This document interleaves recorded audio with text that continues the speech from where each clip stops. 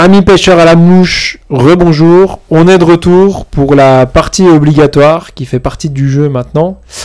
Alors Ricardo, au niveau côté suisse, maintenant, tu vas nous parler un peu gestion. Et en dehors de la caméra, dans Parole de moucheur, on en parle devant la caméra. Et on a abordé un peu cette thématique d'hormones, tout ça, de pilules qui passent dans les stations d'épuration. Donc j'aimerais avoir ton point de vue, toujours pareil, en tant que pêcheur du terrain, sur la thématique des hormones, qu'on parle jamais. Bah écoute, sur les hormones, bah écoute, moi j'en connais un petit peu. Il y a des personnes qui connaissent 1000 fois mieux que moi. Moi, ce que je connais, c'est par rapport aux pilules des femmes. Donc, à ma connaissance, et je pense ne pas me tromper, et je ne me trompe pas, actuellement, les stations d'épuration, quand ils font les traitements, quand ils filtrent, il n'y a pas de filtre sur ces hormones-là. Donc tout ça, ça se retrouve dans l'eau, qui repart dans le cycle, qui se retrouve dans la rivière. Et il y a un problème de fertilité. Donc les poissons qui frayent, elles font tout normalement. Elles font la fraie normale. Elles balayent, elles font la ponte. Le mâle, il fait son travail. Il y a tout qui se fait normalement. Simplement, la fraie, elle est 100% perdue. Ah ouais, c'est complètement déstructuré au niveau des... Ah, il y a zéro fertilité, il y a aucun alevin qui ressort de là. Mais ça, c'est super dur à expliquer, parce que même si on a les sous, qu'on fait les actions, ça fait partie du cocktail multifacteur dont on parle à chaque fois, baisse du niveau d'eau, du cormoran, des hormones, enfin nous on est juste des observateurs du terrain, mais on voit que c'est pas dans le bon sens, et puis...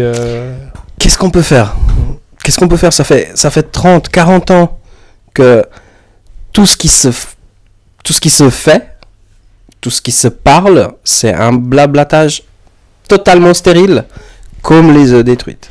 Mais pour être constructif, là, déjà, toi, ton bilan, les 10 dernières années, ça s'est vraiment accéléré, la baisse des poissons, les 3 dernières années, c'est devenu l'horreur. Refais-nous un peu ton schéma, vite fait, de...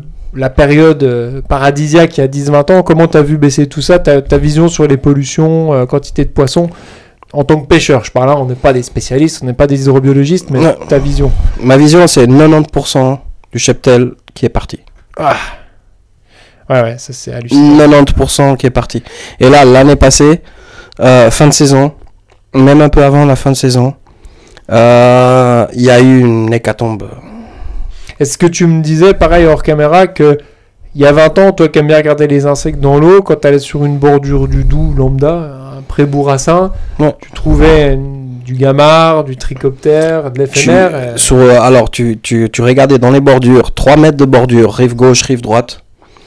3 mètres de bordure, tu retournais tes cailloux, tu voyais du porte-bois, tu voyais plein de entomologiquement parlant, il y avait un petit peu de tout. C'était riche. C'est équilibré, quoi. Ouais, c'était riche, c'était équilibré. Les poissons, ils venaient dessus, ils piochaient ici, ils piochaient là.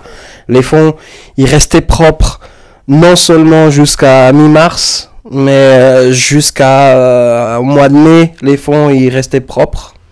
Même en bordure. Actuellement, mi-mars, les fonds sont noirs. Tu peux écrire SOS. Ouais, comme ça s'est vu partout. Voilà, et ça, voilà, c'est... les épandages, c'est le manque d'eau pour nettoyer régulièrement. Et tout ça cumulé avec tout ce qui est chimique, PCB, tout ça, ça fait boule de neige. Est-ce qu'on peut s'accorder à dire, même si on n'est pas des spécialistes, c'est que c'est toujours un cocktail et on ne peut pas dénoncer une cible, un cormoran, un PCB, une hormone. En tout cas, on arrive à voir que c'est toujours polyfactoriel et nous, on paye une autre carte et nous, on est en bout de ligne, les pêcheurs. Et... c'est une accumulation. Ouais. Ça s'accumule et à la fin, c'est exactement la même chose que si on parlait de technique. C'est une accumulation de petites choses qui, à la fin, font un gros paquet.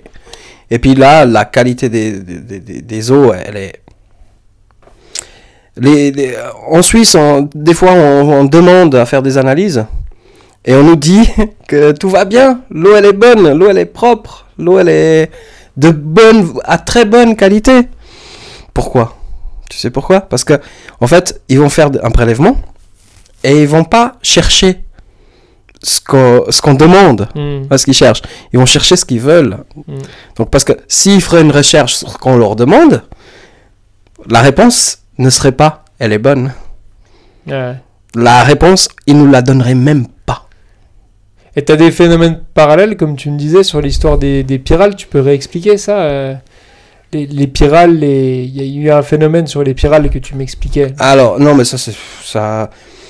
les pyrales des buis qu'il y a eu il y a 4 ans sur la Bienne, alors je sais pas d'où elles sont venues, mais ça a duré 2 semaines, où il y a eu tous les buis ont été mangés, donc il n'y a plus de buis, et puis ça a duré 2 semaines, et puis les poissons au début pas trop dessus, et après elles se sont attablées dessus, il y avait des secteurs où tu voyais pas l'eau, tellement il y en avait, mais ça c'est pas... Ouais, c'est un épiphénomène, ouais, c'est vraiment... Ça vient pas de la qualité de l'eau, c'était... moi, en tout cas, je sais pas d'où c'est venu.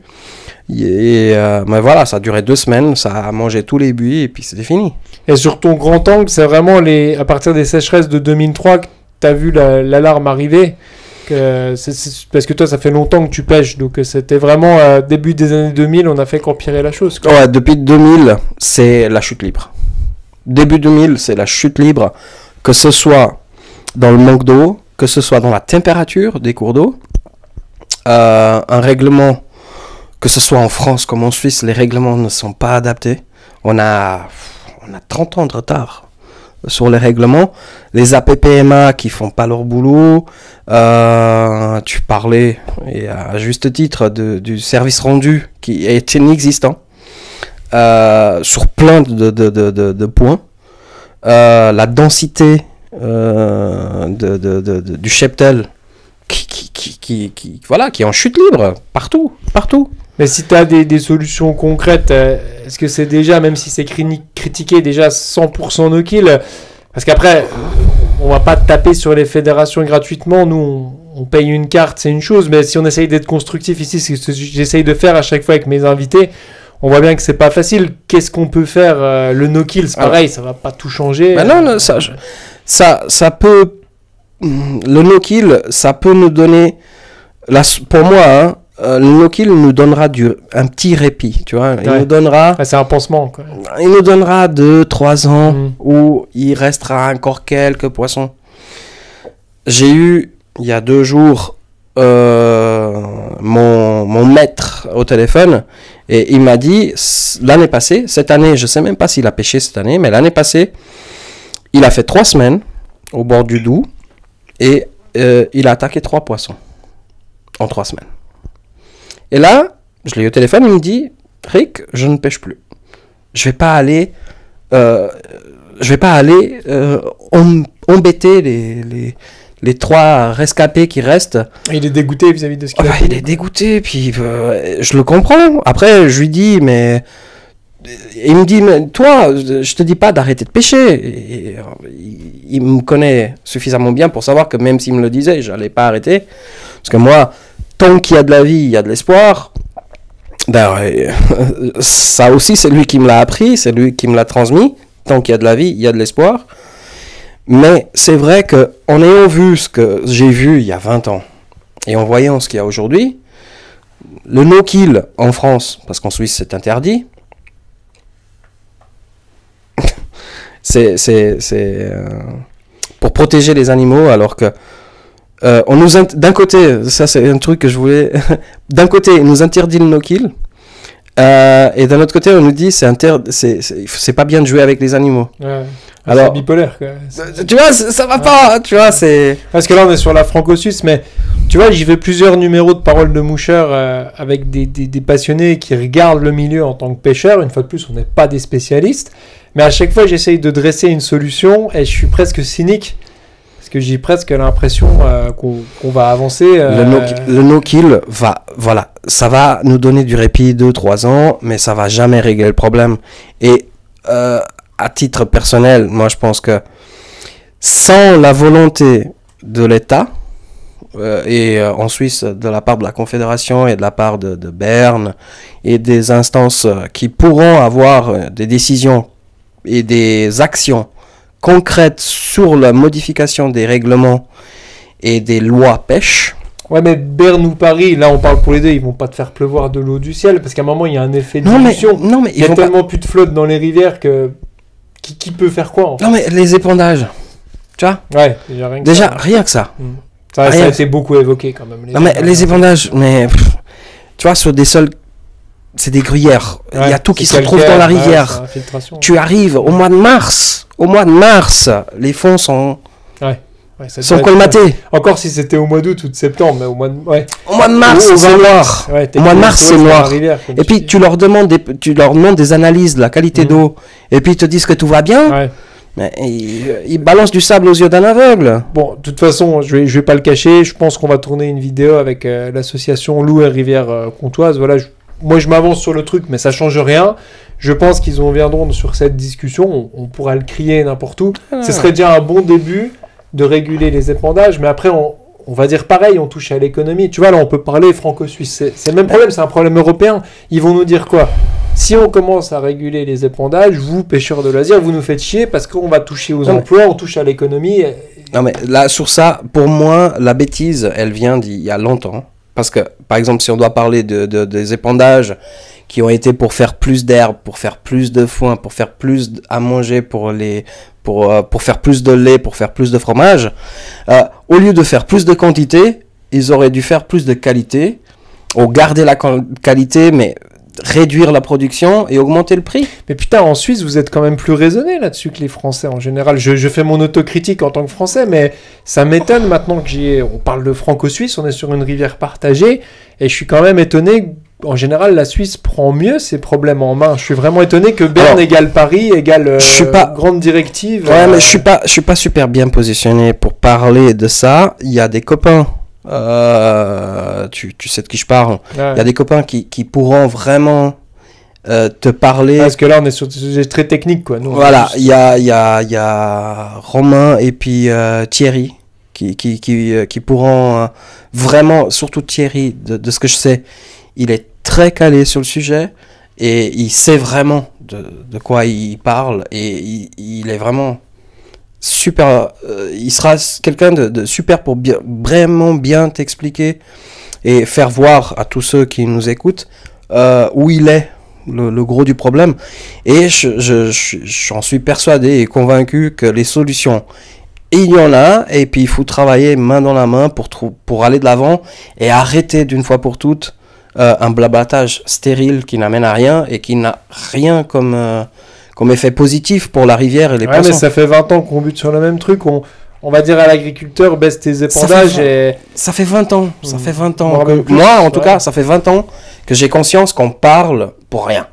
Ah, mais en même temps, l'agriculteur, il va te dire, c'est pas ma faute s'il y a 10 fois moins d'eau qui tombe du ciel. Oui, mais ça, c'est pas de sa faute. Par contre, il peut, tu vois, il peut chercher à faire la chose autrement. Et je sais pas. Ah, mais si c'est pas Berne ou Paris qui dit, je grossis le trait. Mais à un moment, ça n'ira jamais en action. Et nous, en bout de ligne, on paye le permis. Parce que c'est ça qui est frustrant de la part des pêcheurs. J'ai peut-être mal dit dans d'autres conférences, mais que ce soit en Suisse, en France ou en Allemagne, peut-être, tu payes ton permis. Nous, on est en bout de ligne, en fait. Parce que c'est de là qu'elle vient de la frustration des pêcheurs. Et on est en bout de ligne et on n'est pas des spécialistes. Ouais. Le seul truc, c'est qu'on ne fait pas du canoë. On pêche des espèces vivantes et on prend tout dans la gueule. Et à un moment, on en revient sur la même fuite à l'étranger. Le franco-suisse, il est exemplaire. Parce que justement, on est sur deux mentalités, mais on voit que les problèmes sont les mêmes. Ouais, non, c'est sûr. C'est super intéressant. Pour une fois que on peut discuter entre deux pays. Et on se dit, putain, on a les mêmes constats. Toi, tu payes ton permis comme moi en bout de ligne. Et à un moment, tu as un boulot. Tu vas pas passer ta vie à aller révolutionner le truc. Puisque, tu vois, c'est un espèce de serpent qui se mord la queue. Parce que, à part nous... aller harceler des truites zébrées, comme tu dis, c'est le loisir pêche, donc on est dans une espèce d'impasse. Alors, il y a des choses, il y a des petites choses qu'on pourrait déjà faire. Moi, ça fait quelques années qu'on en parle. C'est déjà un changement dans la réglementation, déjà pour l'étiage. La température de l'eau, tu vois. Ouais. Là, ce serait un seuil important à discuter. Alors, il y a le no-kill sur certaines rivières en France. C'est super, du répit, super.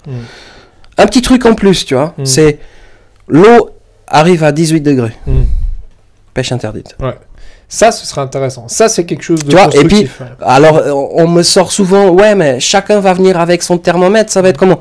Non. Non, Tu mets des stations. Mais bien sûr. Tu mets des stations On à fait des bien points du fixes. Vigicru pour regarder l'eau, on peut mettre un Voilà. vigie température et puis basta. Et puis voilà. 18 degrés, basta. Non, mais 18, c'est 18. Hein.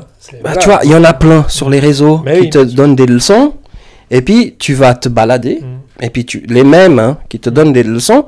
Puis, tu les vois en train de pêcher dans la soupe. Mais ça, pour rester constructif et efficace, ce serait une bonne idée. Bah, je vais en parler. Si on fait une interview de SOS Loup et Rivière Franc-Comtoise, commencer à prendre le problème avec une idée de température, parce que tout ce qui se mesure s'améliore. Donc si on part de ce point de vue-là, ce serait une bonne approche pour déjà casser le débat des constructifs, parce que on est là, on parle, on raconte, mais comme tu dis, à un moment la truite, optimale thermique, machin, 18, bam, à 18, c'est la loi, et au moins on peut commencer à discuter et à itérer à partir de là. Mais c'est vrai que si on fait que des trucs qui partent dans tous les sens, des blabla, comme tu dis, on n'y arrivera jamais.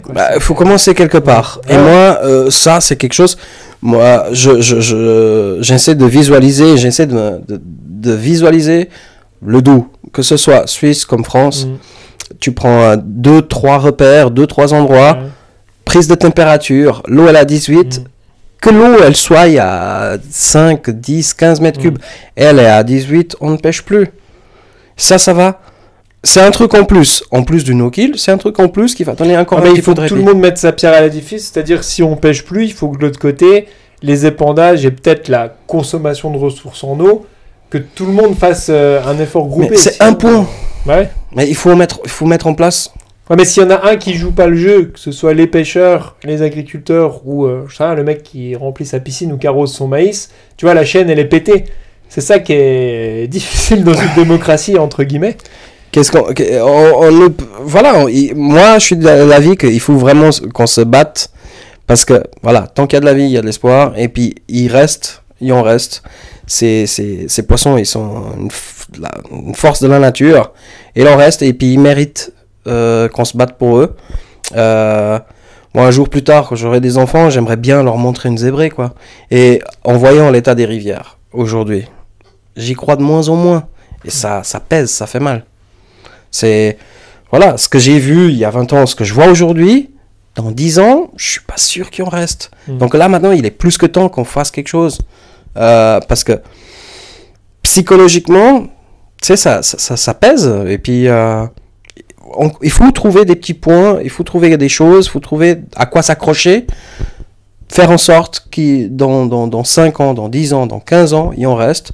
Et que même si c'est dur, même s'il y a moins d'eau, même si on a des étiages qui vont, sans aucun doute, hein, les étiages, ils sont là pour rester.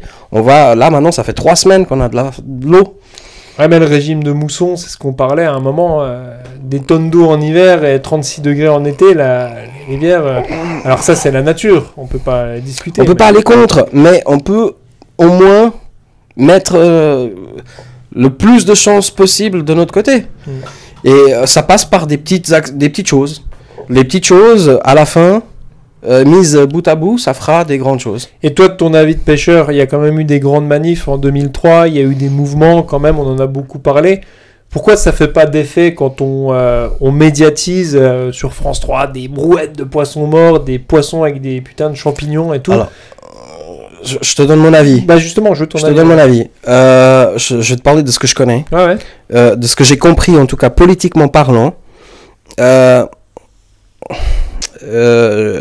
En disant les choses c'est un peu cru, ce que je veux dire, mais c'est mon avis. Ouais, hein. Donne-moi ton avis. À Genève, les verts, les écolos, les ornithologues, c'est des gens, voilà, la plupart de ceux que je connais, c'est des gens super, avec des idées bien en place, c'est des passionnés, tu vois. Et puis, il y a des choses qui se font pour ce milieu-là, pour cette passion-là, et c'est ce qui se voit, tu vois ce que je veux dire. Et donc, il y a des choses qui se font pour garder cette image, pour garder une visibilité sur le monde écolo, ornithologie, donner une belle image. Parce que c'est ce qui se voit. Je veux dire, quand tu arrives dans une ville, c'est ce qui se voit. Tu as des oiseaux rares, tu as des cygnes, tu as des canards. Tu mets pas la tête sous l'eau, voir s'il reste des aprons, des trucs zébrés, quoi. On s'occupe de ce qui se voit. Ouais.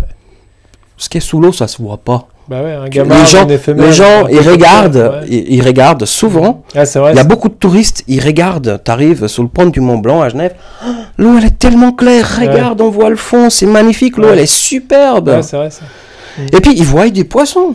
Ils voient des barbeaux en pagaille. Ouais, et c'est des truites.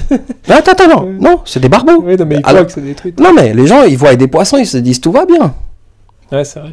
C'est ça. Sauf qu'ils connaissent pas la classification des poissons. Ils connaissent pas. Là, on a depuis une dizaine d'années, il y a les silures qui sont arrivées.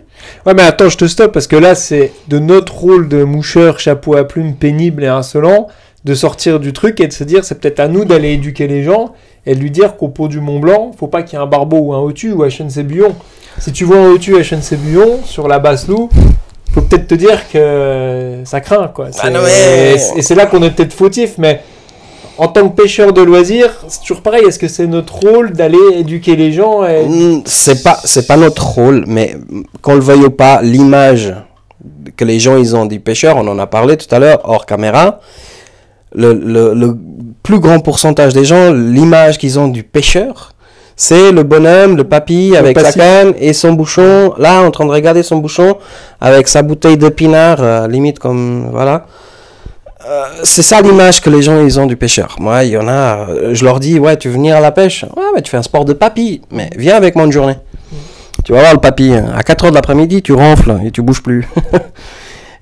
Cette image-là que les gens ils ont de la pêche et des pêcheurs, beaucoup ils ont une image totalement erronée.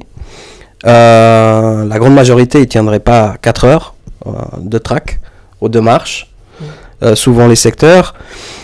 Mais l'image, pour revenir, l'image de ce que la société donne des pêcheurs n'est pas la vraie. On a quand même des doux rêveurs, ouais. N'est pas la vraie. Il y a personne qui nous représente correctement. Ah, mais du coup, on nous reproche souvent, et moi on me le dit dans Paroles de Moucheur, et j'écoute les commentaires, de juste être là, on boit un coup, on discute, on critique, machin, mais quand on essaye d'aller chercher les actions à mettre en place, tu vas pas aller à Berne ou à... Enfin, c'est vraiment...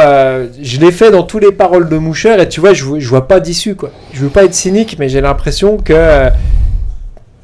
Quelle putain d'action on va mettre en place, toi et moi, demain, ou tes copains, pour changer ça C'est bien beau d'en parler comme ça devant une caméra en discutant, mais moi je trouve que ton idée du 18 degrés, tu vois, tout ce qui se mesure s'améliore, tu m'apportes quelque chose ce soir, il faut bien prendre le problème par un bout, et c'est des petites actions comme des racines qui vont prendre et qui vont grossir, sauf que c'est tellement multifactoriel, parce que quand tu attaques la température de l'eau, tu vas après parler des cormorans, tu vas après parler des hormones, parler des pollutions, et le prix du permis, et le pêcheur de brochet, et le pêcheur de carpe, et c'est tout un système, et nous au final, putain, on va pêcher pour passer un bon moment, donc tu vois, on va se dénaturer si...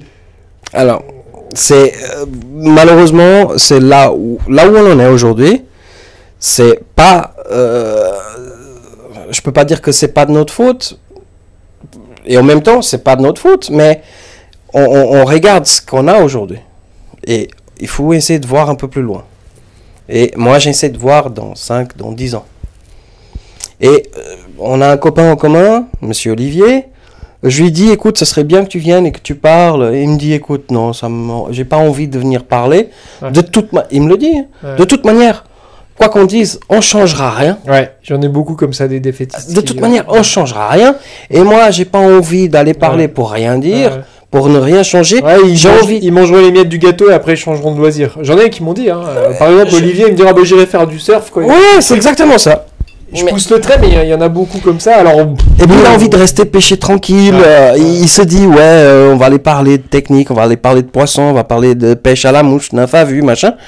Oui, tu parles parce que c'est quelque chose c'est ta passion, non en premier lieu, c'est ta passion. Et lui, je pense qu'il est totalement... il a laissé tomber en fait. Il veut continuer les 2, 3, 4 prochaines années. Il veut continuer de profiter à un max de ce qui reste. Moi aussi. Moi aussi. Ouais, on va le dire, moi aussi. Moi aussi. Ben, ça m'empêche pas, là aujourd'hui, de prendre une journée et demie, de venir te voir. Ne serait-ce que donner ton point de vue. Donner un petit point de vue. Psychologiquement, c'est important, tu vois, parce que ça fait sortir les choses que tu penses. Et Mon psy, il me le dit, il faut dire ce qu'on pense. Parce que moi, avec cette passion, j'étais obligé d'aller voir un psy. Ah, ça t'a vraiment touché au fond de ton cœur, quoi. Ah non, là, c'est... mais bon, il y a plein de choses, hein, mais psychologiquement, c'est très, très dur. Là, je l'ai eu il n'y a pas longtemps, mon psy. Je lui en ai parlé. Et c'est très compliqué parce que moi, ça me prend vraiment aux tripes, tu vois. Celui qui m'a transmis ce virus et qui a mis le feu, il m'a pas seulement transmis le virus, la passion de la pêche, à la mouche, à la nymphe, mais il m'a aussi transmis une partie de ses inquiétudes, parce que lui aussi, pourquoi il a arrêté de pêcher? Parce que ce qu'il voit, quelque part, ça l'abîme. Ça le rend presque plus triste d'aller au bord de l'eau que... Ouais, et pourtant, il est obligé d'être dehors, donc il a trouvé une passion qui le permet d'être dehors aussi. Il fait de la photo. C'est un excellent pêcheur d'images. Je transmettrai un fichier. mais il est profondément touché par toute cette dégringolade. Il y arrive. C'est pas qu'il y arrive plus. Il viendrait au bord de l'eau. Il prendrait du plaisir. Il prendrait des poissons. Mais il va voir 2% de ce qu'il a besoin de voir. Ce qu'il aurait besoin de voir. Moi, ça me fait chier clairement d'avoir invité un Suisse ce soir et qu'on se retrouve sur la même impasse. Et le doux franco-suisse, c'est une bonne manière d'en parler. Donc, moi, je te le dis, ma prochaine étape, tu le sais, c'est voilà, je vais faire un numéro avec la sauce loup rivière franc-comtoise. Pour moi, c'est pas rien parce que je mets quand même mon entreprise en jeu, mais ça, c'est pas grave, je m'en fous, j'assume ce que je dis. Si ça peut aider, tu vois, moi, à mon point de vue, je te dis honnêtement, la seule chose que je peux faire, c'est 1000, 2000, 3000, 4000 vues avec la sauce loup franc-comtoise. La seule chose que je peux offrir, c'est de la visibilité. Et ça, tant pis, si c'est la seule pierre que je peux apporter à l'édifice, je le ferai. Et peut-être que c'est peut-être rien, voilà, peut-être qu'on passe pour des beaux parleurs, mais je vois trop de gens comme toi, et je remarque qu'il nous a tenu le même discours dans le dernier numéro. Tu peux prendre des autres régions de France, c'est pareil, mais peut-être qu'à un moment, il va falloir vraiment qu'on se bouge le cul en tant que pêcheur, mais je vois pas de... Stan, ça fait 20 ans que je le dis. Il y avait un forum sur Internet, c'était gobage.com. Ouais, très connu en France. Je sais pas si ça existe encore. Ça a très baissé, mais c'était très connu à une époque. Ouais, puis ça fait 20 ans. Je me rappelle. D'ailleurs, je ne parlais pas super bien le français et je l'écrivais encore moins. Et puis, je me suis fait allumer à cause de mon français écrit. Mais je l'ai dit, tant bien que mal, je l'ai dit. Un blablatage stérile. On parle pour rien dire, on parle pour ne rien changer.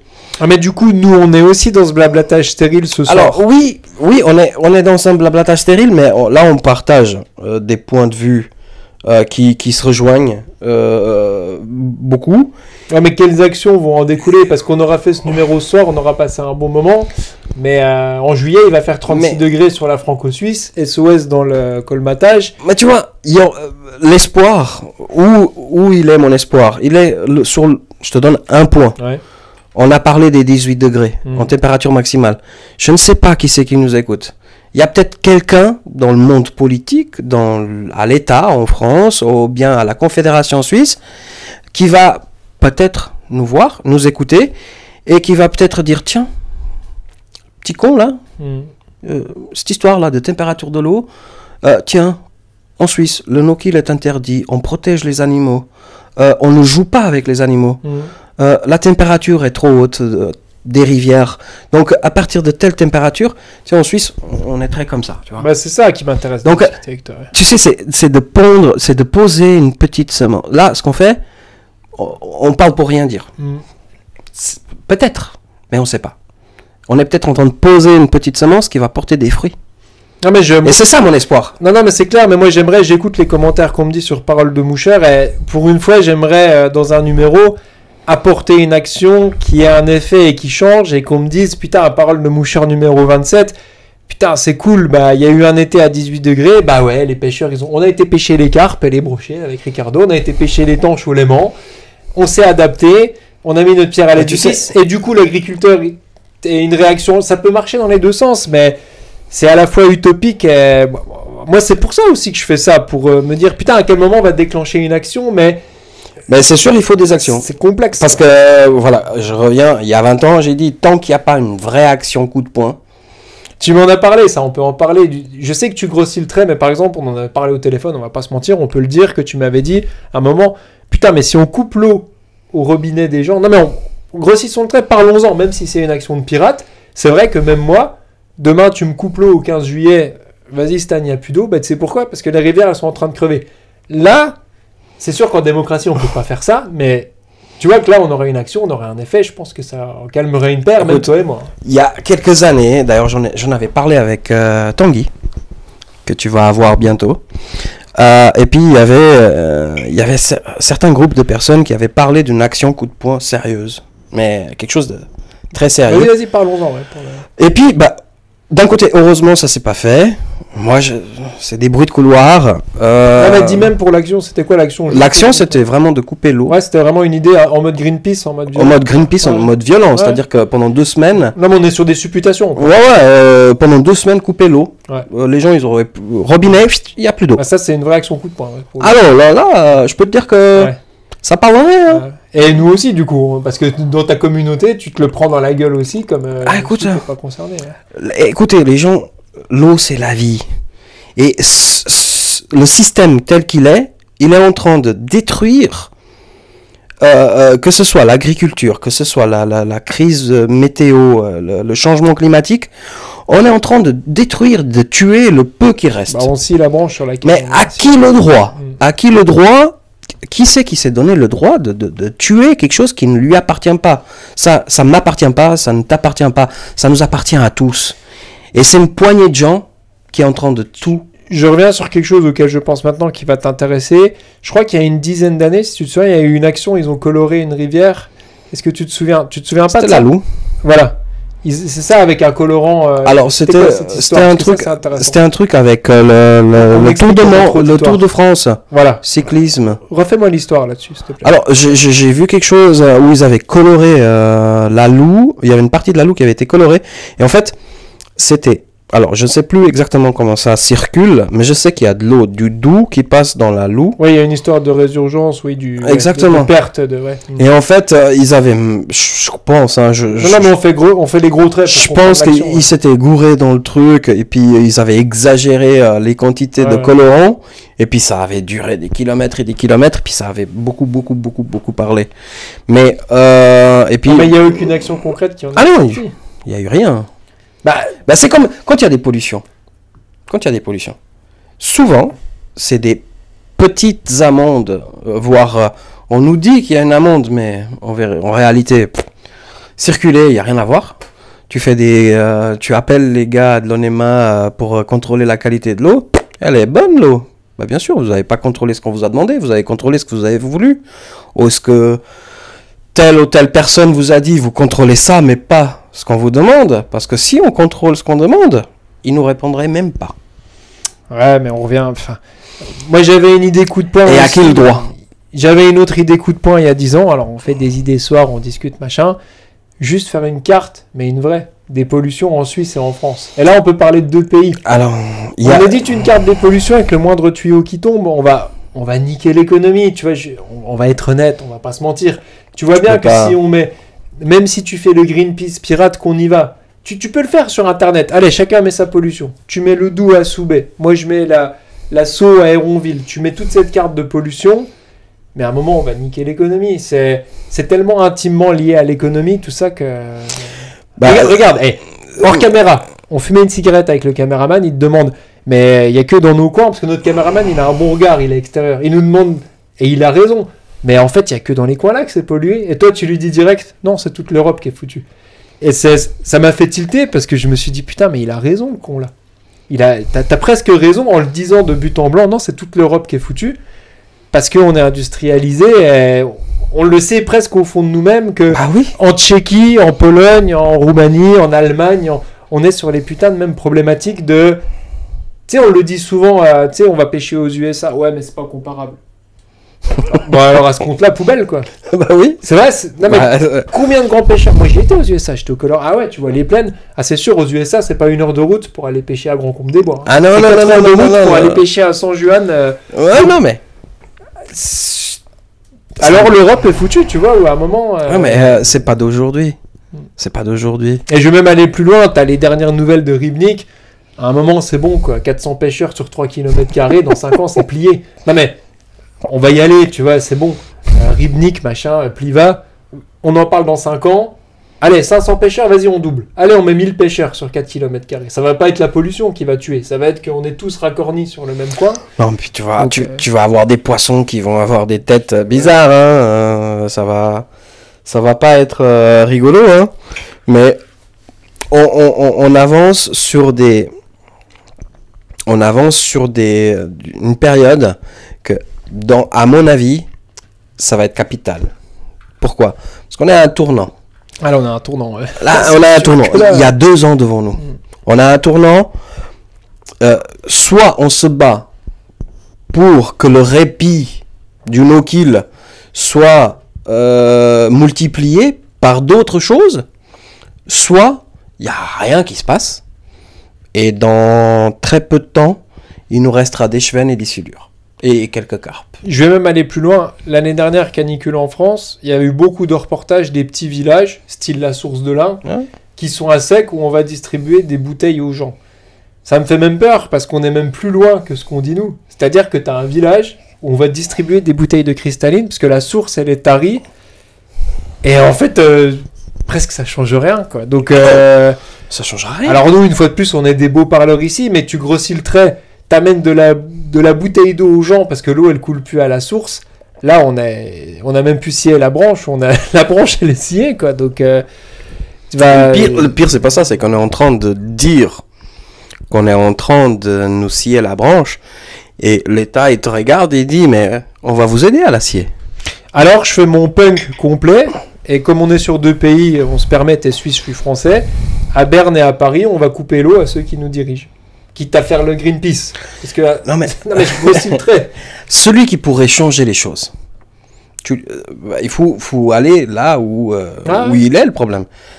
Celui ou ceux qui pourraient faire en sorte que les choses puissent changer. Trouver des accords. Mais travailler là-dessus. On va nous dire, qu'est-ce qu'on va nous dire aujourd'hui avec l'actualité du monde? On a d'autres chats à fouetter. La guerre, les Poutine, mais il y a d'autres choses. Oui, il y a d'autres choses. Oui.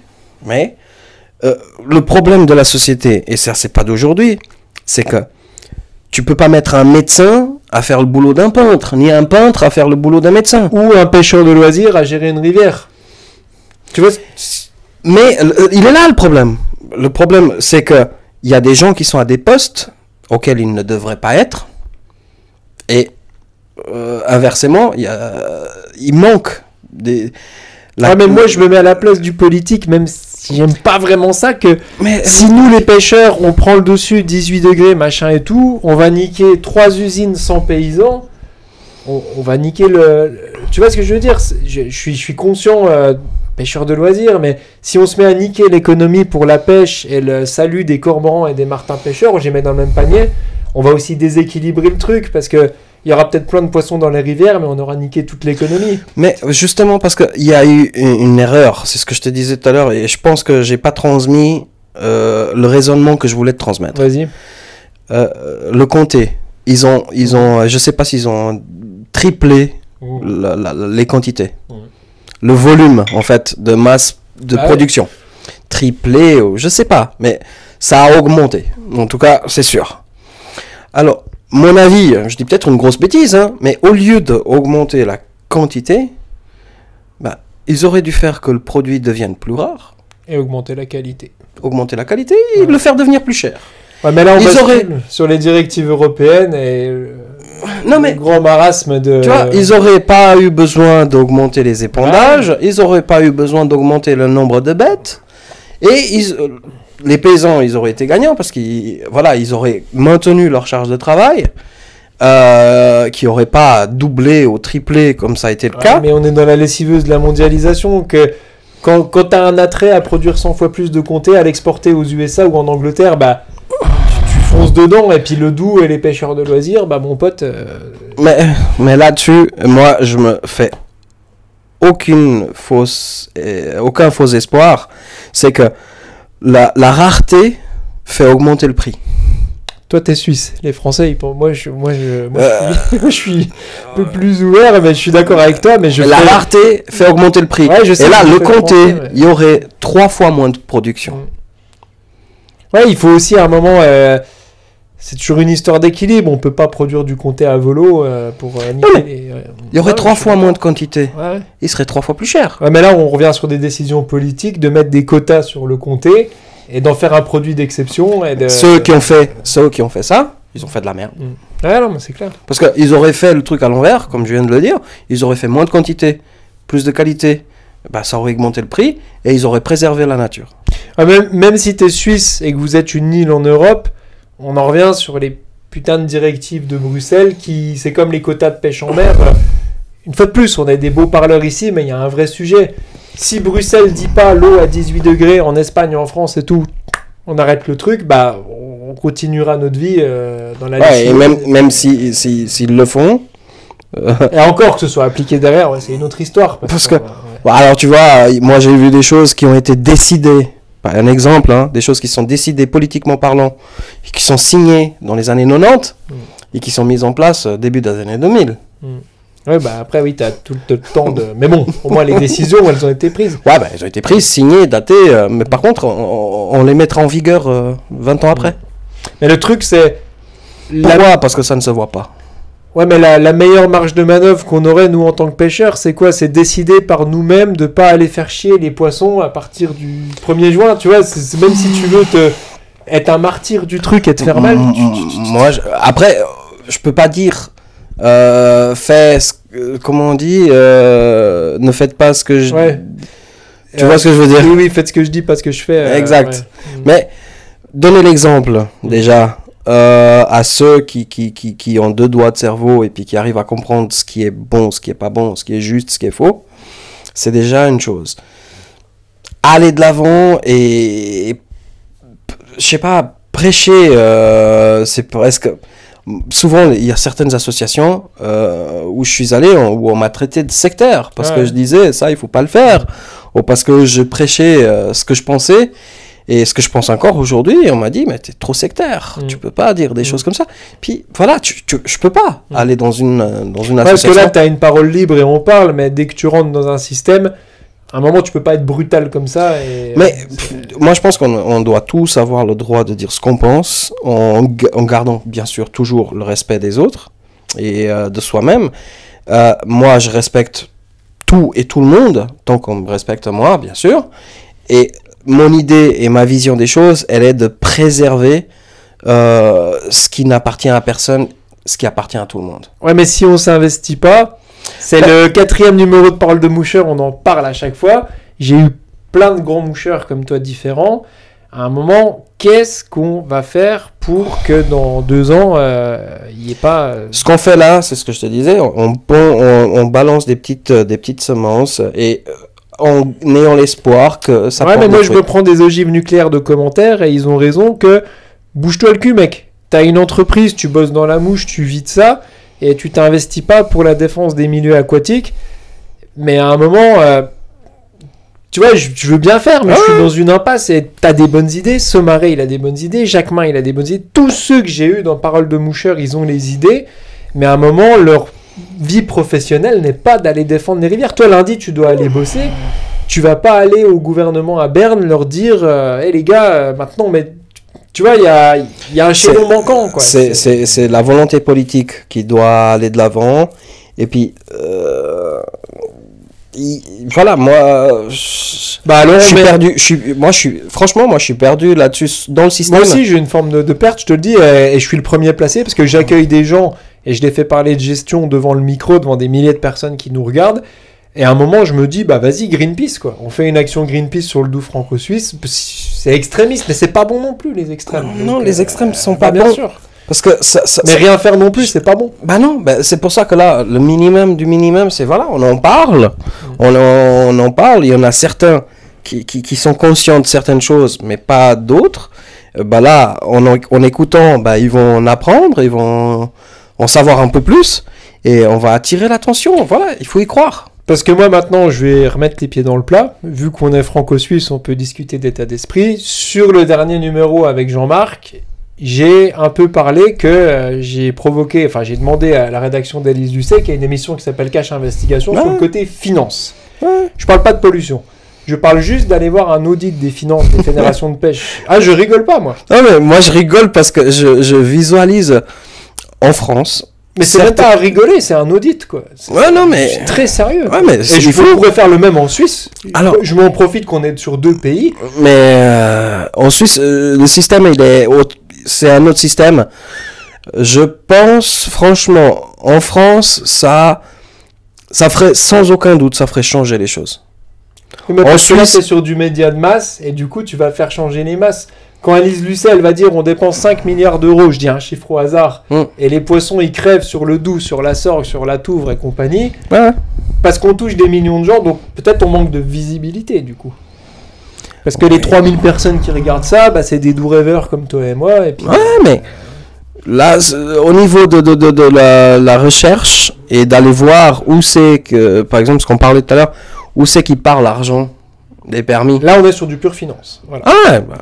Mais quand on en revient au but, c'est le milieu, c'est la pollution le plus important. Donc, on rejoint les finances. Ouais. Moi, je te fais Élise Lucet, c'est pas compliqué. Dans Cash Investigation, elle va aller voir le président de la FNPF. Elle va dire j'ai demandé à Ricardo et Stan, là, ils pêchent le doudou franco-suisse. Ils se plaignent qu'ils payent des permis plein tube, il y a quasiment plus de poissons. Monsieur de la FNPF, comment sont répartis cet argent? Et là, c'est même pas une critique. Toi, tu es suisse, vous êtes organisé, neutre et compagnie. De ton point de vue suisse, tu peux dire il est normal que dans les finances, une énorme partie aille sur la défense des milieux, puisque c'est le cœur du truc. Ouais, 100%. Et donc, tout est lié à l'argent une fois de plus. Mais dès qu'on parle d'argent, en Suisse, vous avez moins de mal. En France, dès qu'on va tripatouiller les finances, tu vois, c'est... Et par contre... Pourquoi tu crois que j'ai rigolé? Parce que je vois... d'enfoncer le clou. Je vois... Parce que sur cette idée que j'ai prononcée de Cash Investigation, que la demande a été faite, que j'ai fait, j'ai eu beaucoup de gens qui sont sortis de leur terrier, et là je le dis devant la caméra sans problème, parce que c'est une réalité, et là on va toucher quelque chose. J'ai eu beaucoup de gens qui en fait regardent mes vidéos, qui travaillent dans les fédérations de pêche, qui sont venus me voir et qui m'ont demandé si c'était vrai qu'on allait investiguer les finances de la FNPF. Et là je vois que ça a un effet. Tu vois? Non, mais et là, on commence à toucher au nerf du problème. Parce que là, je vois des gens qui se réveillent et qui regardent mes vidéos, en fait. Quand ça ronronne, personne ne bouge. Mais dès qu'on va se dire, oh putain, s'ils voient que dans les budgets de la Fédération de pêche en France, il y a très peu qui est alloué à la pollution, drapeau rouge. Et là, peut-être que les millions de pêcheurs qui payent des cartes, ils vont se dire, bah, c'est jugé par l'État pour l'État. Donc... il y a aussi une idée par là. Il y a une idée de température, il y a une idée de finance, il y a... Par l'État, pour l'État, et il y a quelque chose à faire là-dedans. Que ça se fasse là, maintenant, dans l'immédiat, j'y crois pas. Mais c'est sûr que si ça se fait... ça aura des effets non négligeables. Ah oui. Ah oui, parce que je parle comme ça, hein, mais de ce que je vois et de ce que je connais un petit peu de ce qui se fait et de la gestion qu'il y a par beaucoup d'APPMA, elles sont rares, hein, les APPMA, et puis qui font vraiment leur boulot et puis qui cherchent vraiment à faire du bon boulot. Elles sont rares. Ouais, ben, le truc, c'est que nous, on est trop extrêmes, et une fois que tu es à des niveaux politiques, il faut savoir gérer le chou et la chèvre, et nous, on balance des idées comme ça.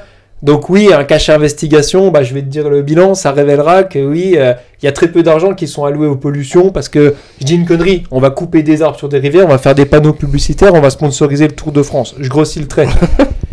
Mais après, bah ouais, il y aura peut-être des directives, comme tu dis, à Bruxelles, qui diront, bah maintenant, je sais pas, 50% des cartes récoltées vont pour la pollution, fini couper les arbres, fini les panneaux publicitaires, mais voilà. Mais ça, les gens qui m'écoutent vont dire, ah Stan, t'es trop extrême, avec Ricardo, vous proposez des choses trop extrêmes. Mais à un moment, vu la gravité de la situation, va falloir passer au portefeuille, j'ai envie de dire... Toi, t'es suisse, je me permets, vous êtes plus libéré sur le sujet. Si on touche pas au portefeuille ou à l'eau du robinet, ce qui est la même chose, entre guillemets. Bah oui, c'est la même chose. Va falloir que ça passe par du mal. Et s'il coupe l'eau à Genève, toi, tu l'auras plus non plus, entre guillemets, comme le mec qui pollue. Donc, on sera tous dans le même panier. De toute façon, ça arrivera tôt ou tard. Je vais même te dire, ton histoire de couper de l'eau, de toute façon, ça va nous arriver dans la gueule les 20 prochaines années. Non, mais c'est sûr. De ce point de vue-là, on en rigole, mais tu sais quoi, l'eau, elle sera coupée toute seule à un moment. Ah non, mais... Je rigole à peine. C'est clair. Je suis même pas cynique.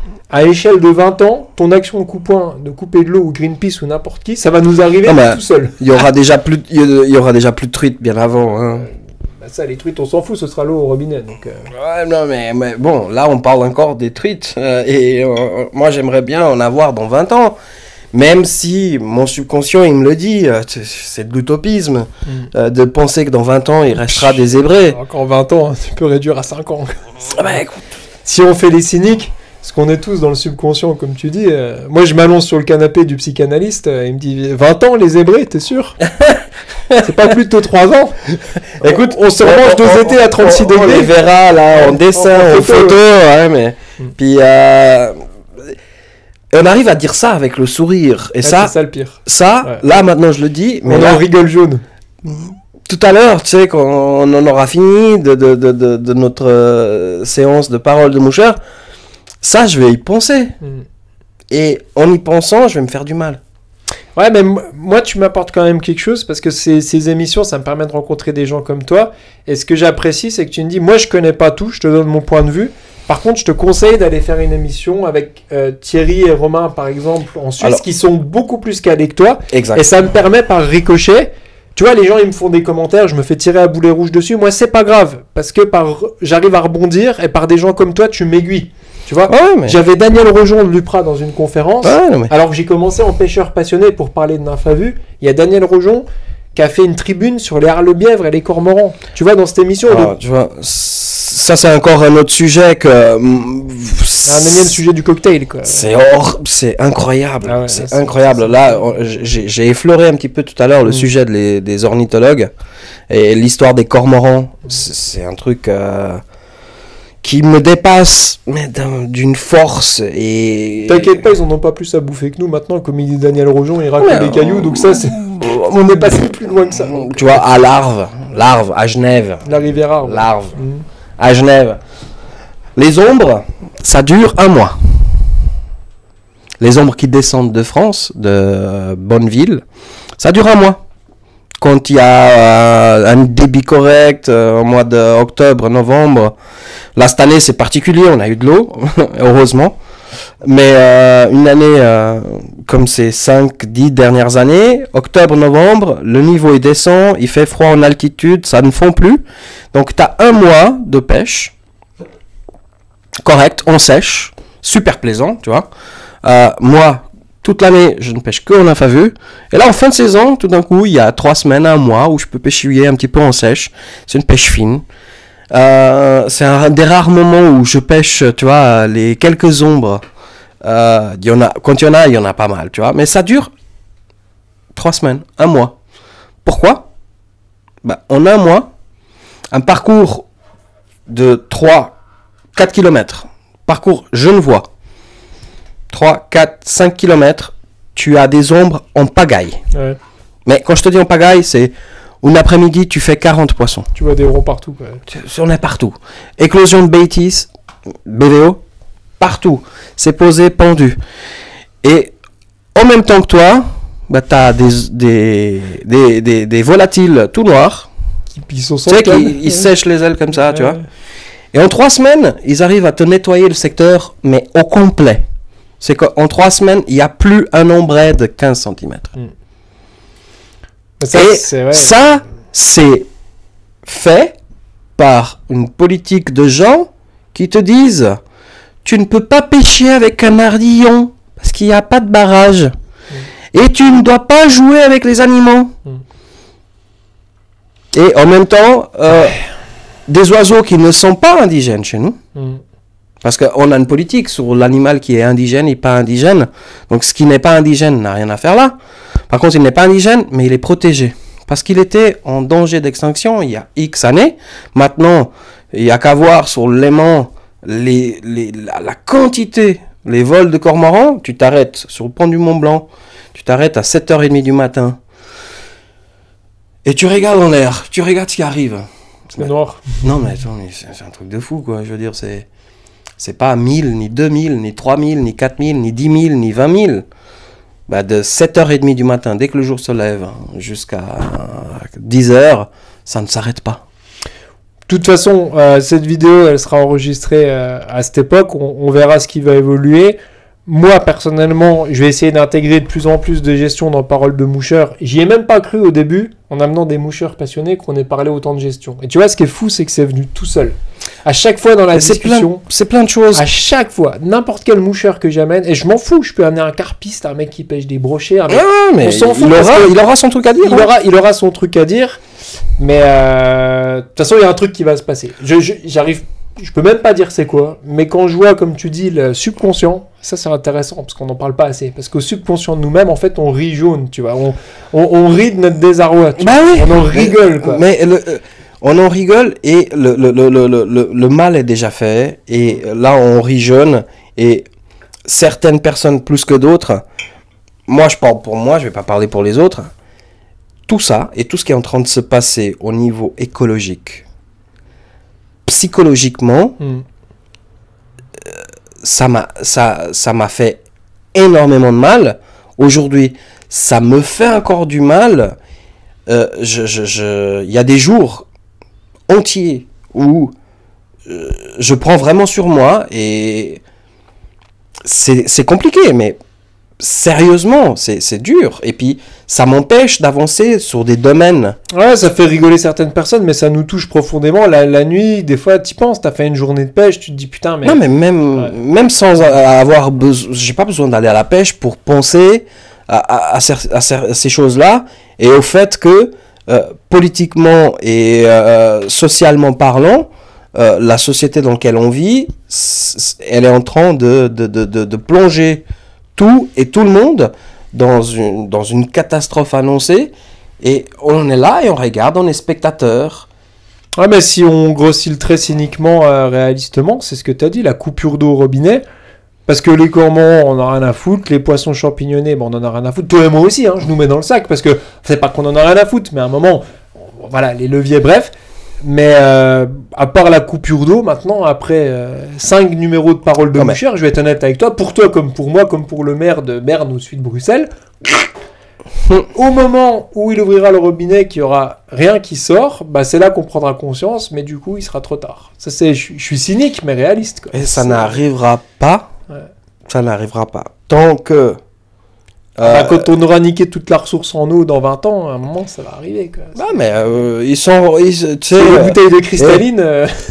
les billets de la banque, ça n'étanche pas la soif.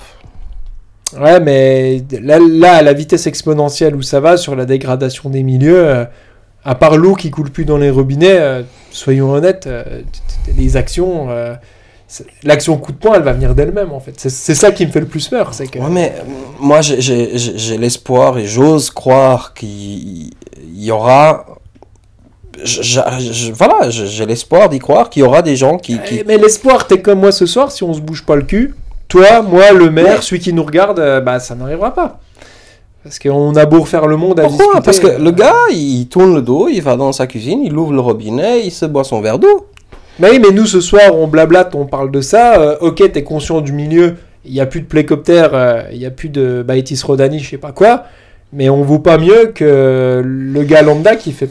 Tu vois, c'est pas le fait... Nous, on a l'éducation, on s'en rend compte, mais quelles actions on fait ? À part faire du blabla. Je fais l'autocritique de moi-même. Ouais, non, mais... Je peux faire du blabla en Espagne, je peux aller au Portugal avec n'importe qui, on fera le même blabla. Ouais. Mais... Tant qu'on n'a pas les actions, bah, le blabla, je pourrais faire 100 numéros de Parole de moucheur tant qu'il n'y a pas l'action qui en découle. On est bien d'accord. Tu vois ce que je veux dire ? Il faut arriver à trouver le personnage qui sera suffisamment crazy pour aller le faire. Ça sera pas moi, ça sera pas toi. Ouais, on va être honnête, ouais, c'est sûr. Ça sera pas moi, ça sera pas toi. On est beaucoup trop conscient des actions qui foudraient. Ce sera pas non plus celui qui commente la vidéo, parce que c'est pas mieux que nous. Mais la quantité de gens qui savent les choses duquel on est en train de parler, il y en a beaucoup plus. J'ose espérer qu'il y en a beaucoup plus. Il y a un effet psychologique là. Crois-moi, la tristesse que tu as sur les milieux aquatiques, peu importe. En Suisse, dans le sud de la France, en Bretagne, en Espagne, il y a beaucoup de gens qui psychologiquement, ils aiment la nature, ils sont touchés par ça. Ah non, mais je vais pas parler des autres. Je parle de moi. Moi, c'est très, très, très dur. Moi, il y a pendant que j'étais sur Genève, pendant 30 ans, là, ces 3 dernières années, il y a eu des moments où j'ai eu... T'as une déprime halieutique, quoi. Non, pas que halieutique, c'était aussi au niveau personnel, privé. Il y a eu plein de choses qui ont fait que j'étais sur une chute libre. Mais le fait que ma passion, Ouais.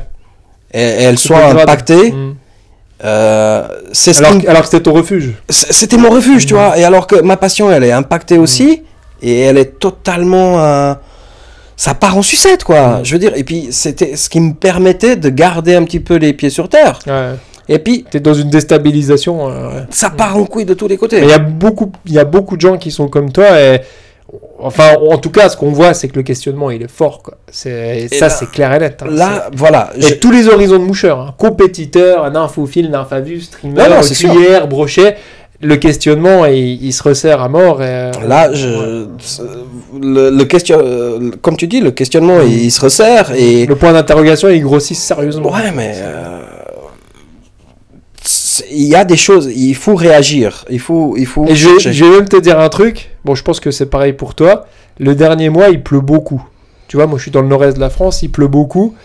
Et je m'invente une utopie en mode ah putain, la nappe, elle est en train de se refaire et tout. Sauf que j'ai un copain qui m'a remis en place. Il m'a dit t'es vraiment mais d'une stupidité. On part déjà avec un déficit tous les ans sur la nappe. Déjà, le régime de mousson, c'est mauvais, c'est pas biologique. Tous les ans, on part avec un déficit qui est de l'ordre x5. Non, mais... Même les trompes d'eau qui tombent en ce moment sur Genève, sur Épinal, j'en ai rien à foutre. On est déjà sur un déficit. Ouais, non, mais ce qui est tombé là en 3 semaines. Ça fait plaisir à court terme. Oui, hein. Ça fait plaisir. On adore tous. Moi, le premier, hein, j'ai été faire. Cette année-là, il a mis la vidéo de la Drancière, ça fait plaisir. Tu vois, tu vois il fait les sources de lin, ça fait plaisir, mais c'est un petit placebo, quoi. Ah non, mais tu vois. Il y a un truc. Ce qui est tombé là, c'est ce qui aurait dû être tombé cet été. Jusqu'à la fin juin. Bah voilà. Mais en répartie. Pas en mode mousson. Non, mais jusqu'à la fin juin. Ce qui est tombé jusqu'à maintenant, ça aurait dû être tombé jusqu'à la fin juin. On fait que creuser le déficit. Il y a encore juillet, août, septembre, octobre, novembre. Il y a encore 5 mois de retard. Et après, il y a un truc qui n'y a plus depuis un moment, c'est la neige en quantité en haute montagne. Ah, ça, vous en Suisse, je pense que vous pouvez en parler. Ouais. C'est clair. Les glaciers. Les glaciers. Voilà. Ça, c'est vous. Ça, tu m'en voudras pas. Je vais pas en parler parce que sinon, je dormirai pas de la nuit. Ouais. Ça va trop. Non, je préfère m'arrêter de penser à ça.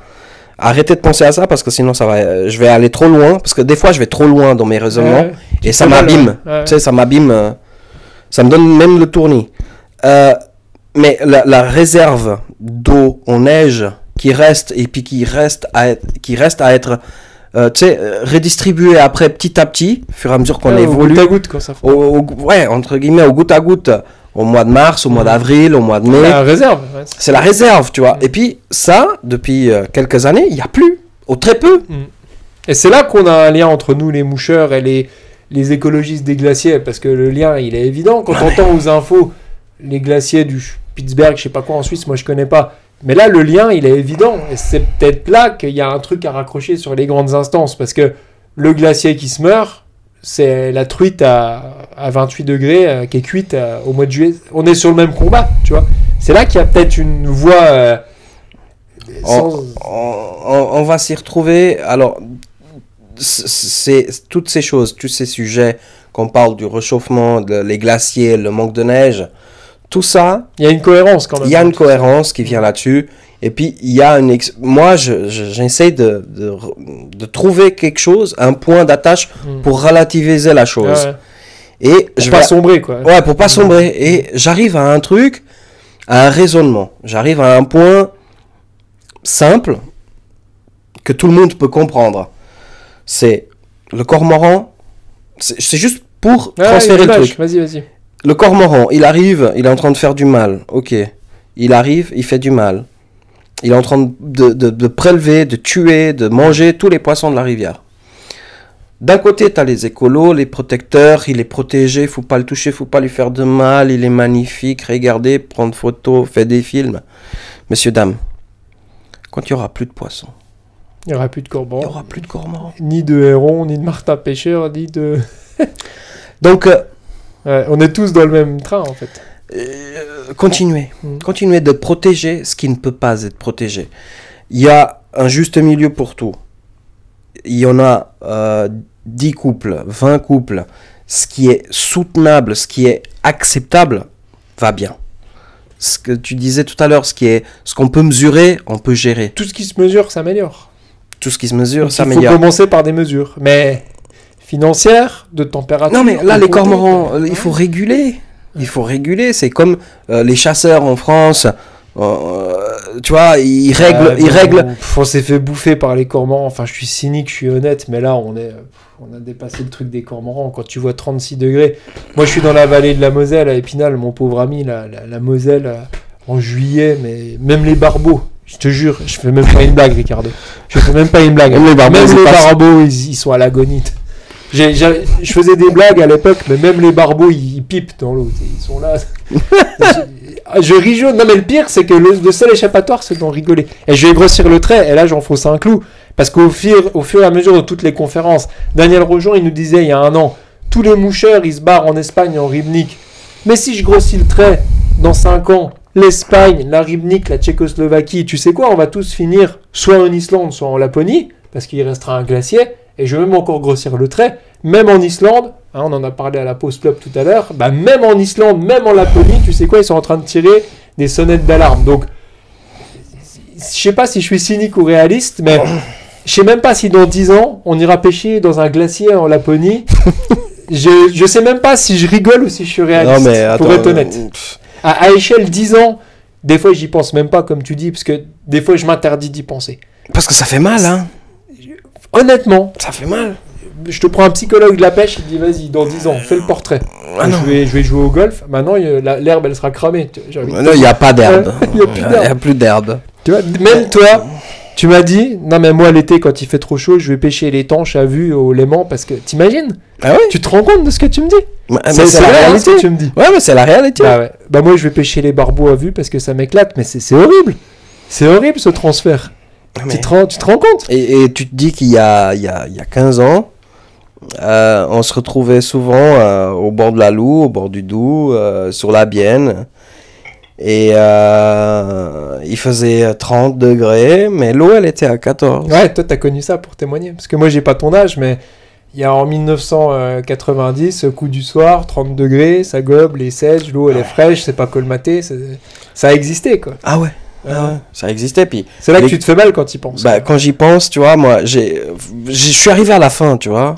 Mais le Doubs, arriver, allez, petit épisode comme ça, on met un petit peu de... Allez, un petit peu de baume au cœur. Ouais, un petit peu, quoi. Moi, j'arrive sur le Doubs, j'arrive un mardi ou un mercredi, et j'étais seul. La courbe suisse. Je fais les coups du soir. La journée, je pêchouillais, je prenais 1 ou 2 poissons par-ci, par-là. C'était pêche dure, difficile, tu vois. Le cagnard classique. Voilà, mois d'août, quoi, c'est compliqué. Mais voilà, tant bien que mal, j'arrivais à prendre 1 ou 2 poissons. Puis le coup du soir arrivait. Donc j'étais arrivé un mardi soir. Coup du soir, bredouille. Et attention, hein, ça gobait à 1 mètre devant mes pieds. Hein. Ah ouais. Et ça gobait pendant 1 heure. Ouais. Pendant 1 heure, ça gobait partout. Impossible de prendre un poisson. Mercredi, la journée compliquée, mais bon, 1 ou 2 poissons, bidouillé, 1 ou 2 poissons. Coup du soir, rebolote. Gobé partout, impossible de prendre un poisson. Jeudi soir, putain, c'est pas possible quoi, j'arrive pas à prendre un poisson. Ça gobait partout. Je rentre, j'appelle le frérot, Rodrigo. Je lui dis, écoute, tu sais, j'avais vu ce qui sortait, tu vois. Puis je lui dis, tu me fais une mouche. Tu m'en fais 3 ou 4. Comme ci, comme ci, comme ça, comme ci, comme ça. Puis, il me dit, ok, je vais te faire ça à la sauce petit Jean. Donc émergente de bêtises, BVO, taille 18, 20. Avec 2 tours de fil de cuivre au cul pour que le corps il soit dans l'eau. Donc il arrive, il descend. Et puis, il m'avait amené je me rappelle de ça, mais comme si c'était hier. Il m'avait amené une pizza à 4 fromages de Seigney-Légier. Il y avait une pizzeria en haut. Il m'amène la pizza, on la mange au bord de l'eau. Et puis, je lui dis, tu m'as amené les mouches que je t'ai demandé hier. C'était vendredi soir, ça. Et lui, il me dit, ouais, tiens. Puis il me donne une petite boîte d'hameçon Tiemco avec 3 mouches dedans. Puis il me dit, moi je lui dis, espèce de radin, tu aurais pu en faire un peu plus. Moi, j'avais pas le temps. Parce que lui, il travaillait le vendredi, la journée. J'avais pas le temps. Il me donne les 3 mouches. Stan, je mets une mouche. Je suis assis, hein. J'ai un bout de pizza dans la bouche. Je lance, plomb. Pendu. Et puis, on a fait la soirée. Je sais pas. Et il y a eu un moment où on pouvait pas parler parce qu'on aurait mangé des mouches. Il y avait un peu de tout sur l'eau. Il y avait des sedges, il y avait des... Une vraie diversité. Il y avait des sulfures, il y avait des bêtises, des BVO, il y avait même des... Il y avait déjà... C'était le coup du soir, j'étais surpris. La bonne vraie éclosion multiple d'une rivière en pleine santé, quoi. Épisode drôle. Ouais. Je fais une truite, Rod il s'approche de moi, il vient, attends, je vais te la filocher et tout, il met sa canne sous le bras. Et tu sais, il prend ma filoche, et puis pour filocher la truite, bah, comme il avait la canne sous le bras, il ouvre le bras. Ah oui, il fait tomber la canne. Il fait tomber la canne, mais ils s'en rendent pas compte, tu vois. Ouais. Puis il filoche la truite. Puis on est nuit noire, tu vois, c'est coup du soir. Ouais, on est nuit noire, on voit rien, lampe, machin. Puis d'un coup, on est là, on regarde la truite, je la décroche, je la relâche. Il me regarde, il me dit, Rick, elle est où ma canne? Je dis, mais qu'est-ce que j'en sais, moi, de ta canne? En fait, je l'avais passé ma filoche, que j'avais décrochée. Puis sa filoche à lui, elle traînait derrière lui, attachée. La manivelle de son moulinet, elle est restée coincée dans le filet de sa filoche. La chance. Oh, pire. Mais tu vois, tout ça, c'est des souvenirs de coups du sort. Et je comprends ce qui te fait mal. C'est peut-être des souvenirs que tu verras plus jamais. Ah non, mais ça, c'est fini. Et tous les gens qui nous écoutent, il y en a des milliers, ils ont tous ces souvenirs-là. Et c'est pas que le coup du soir. C'est aussi une après-midi de juillet où il y a un orage, où ça gobe. Ah ouais, où le niveau d'eau, bah, il n'est pas catastrophique parce que... voilà. Écoute, on a fait un bon volet sur la gestion halieutique. On fait une petite pause, puis on va revenir sur une touche plus sympa avec tes copains, tes amis pour finir le numéro, parce qu'il faut quand même nuancer, parce que c'est sympa. Ok ? Allez, amis pêcheurs à la mouche, on revient avec une autre séquence. Amis pêcheurs à la mouche, on est de retour. Donc, comme il est un peu tard, c'est la pause café. Donc, toujours des petits cadeaux. Pour changer, mon ami suisse va avoir une petite truite atlantique en cadeau. Même s'il aime les zébrés, il a eu que des cadeaux zébrés. Et puis moi, je me suis pris quand même un joli saumon de fontaine. Donc, on s'est pris un petit café là-dedans. Et justement, j'avais promis qu'on finirait sur une touche positive. Donc, on va parler des copains, du binôme de pêche, tout ça. Et j'aimerais que tu me parles un peu de ta relation avec ton binôme, ton pote de pêche. Je t'écoute parce que moi, j'adore ça, l'amitié de la pêche à la mouche. Écoute, je vais te parler de Rodrigo. Ouais. C'est mon frérot. On a commencé la pêche à la mouche ensemble, à cause des barbeaux qui sautaient. Ça, c'est bon, ça. Et simultanément, bah, il a vu le film Au milieu colonne rivière. Et on est parti en France s'acheter des kits complets. 250 francs français. Et on s'est acheté des kits canne, moulinet, soie. Il y avait 6 mouches dans une boîte. Et puis, on a été lancé dans un parking souterrain, du béton, et puis on a été lancé là-dedans. C'était... ça remonte, hein. Oh là là. Ça fait avant 2000, quoi. Et on a commencé là-dessus. Moi, lui, il a persisté. Moi, j'ai laissé tomber, parce que j'ai pas croché. Ah ouais? Ah ouais. J'ai pas croché. Retour de flamme. Ah ouais, sur ce coup-là, j'avais pas vraiment croché. C'était pas... Le parking, le béton, les lancers. Ouais, non, j'avais pas croché. Puis j'avais essayé un petit peu au Rhône, à Genève, là, sur les barbeaux qui sautaient puis qui prenaient jamais la mouche. Ouais, les fameux barbeaux qui gobent, ouais. Ouais. J'avais laissé tomber jusqu'à un moment où bon, je continuais de pêcher. Canne cadre, à la cuillère, petite amorce... à la dandie. T'étais pas passé dans le côté obscur. Ah non, j'étais pas là. Cette période-là, c'était pas la période. T'étais dans l'antichambre de la gloire. J'étais de l'autre côté encore. Et puis il y a un jour, on est parti pêcher une rivière à Neuchâtel, la Reuse. Ouais. Et puis on est parti toute la journée. J'avais fait des kilomètres et des kilomètres. On avait commencé en bas du vallon à Noiregue. Et on était monté jusqu'à quasiment tout en haut à Fleurier. Et puis, toute la journée, je voyais des ronds. Je voyais ça a gobé. C'était des barbeaux ou pas? Non, là, il n'y a pas de barbeau. Il n'y avait pas de barbeau. Là, aujourd'hui, il n'y en a pas encore, je pense pas. Il y a encore il y a encore quelques truites. Beaucoup moins qu'avant, mais il y en a encore quelques-unes. Toute la journée, des gobages. Et puis, je voyais les poissons, hein, un truc de fou. Impossible de prendre un poisson. Que ce soit petite amorce, à la cuillère. Impossible de prendre un poisson. Ouais, je comprends pourquoi t'es passé à la mouche. Ouais. On arrive dans un petit affluent qui s'appelle le Clou. Je crois que c'est le Clou. Ce petit affluent de la Reuse. Et puis là, je me tourne vers Rodrigo, je lui dis, écoute, t'as encore la canne à mouche là qu'on avait achetée? Je lui dis, ouais, tiens, il me passe les clés, je vais chercher la canne dans la voiture. Et puis là, je voyais des gobages. Et puis, malheureuse truite. Petit poisson, mais qui devait faire 15 cm. Wow, elle a volé, mais derrière moi. Et ce jour-là, j'ai pris... c'était une injection, quoi. C'était... Il y a eu un avant, un après, là. Ouais. Ah ouais, là, la canne à mouche, là, celle que j'ai récupérée dans le coffre à Rodrigo, je l'ai encore.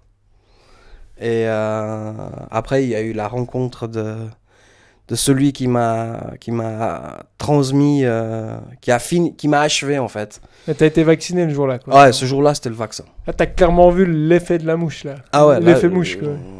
Le poser, puis... toi, t'as été confronté au mur. Parce que moi, ça, je l'ai pas eu. Tu t'es dit, putain, j'essaye les méthodes, ça passe pas. Là, viens voir la canne à mouche. Et puis, t'as transformé l'essai, quoi. Ah ouais, là, c'est... Après, en 2 heures de temps, j'ai dû prendre une vingtaine de truitelles comme ça, avec la même mouche sans sécher, avec un badling qui faisait 1m20, les bras tendus. Et depuis, t'as pu toucher une autre canne? Alors oui, je touchais d'autres cannes, mais... c'est pas du tout la même chose. même saveur, ouais. Ah non. Et puis, très vite, j'ai rencontré un monsieur avec lequel, pour moi, la pêche est devenue un art. Il m'a apporté voilà, cette passion, cette vision en fait de ce que la pêche pouvait être et est devenue pour moi un art de vivre. Ouais, c'était plus loin que la technique, quoi. C'est comme tous les moucheurs qui nous écoutent, ça a transformé ta vie, quoi. Ça a complètement transformé ma vie parce que avec du recul, moi je me dis je l'aurais pas rencontré et j'aurais pas eu cette transmission de ce virus. Je sais pas. T'aurais fait totalement autre chose dans ta vie. Alors, totalement. La pêche traditionnelle.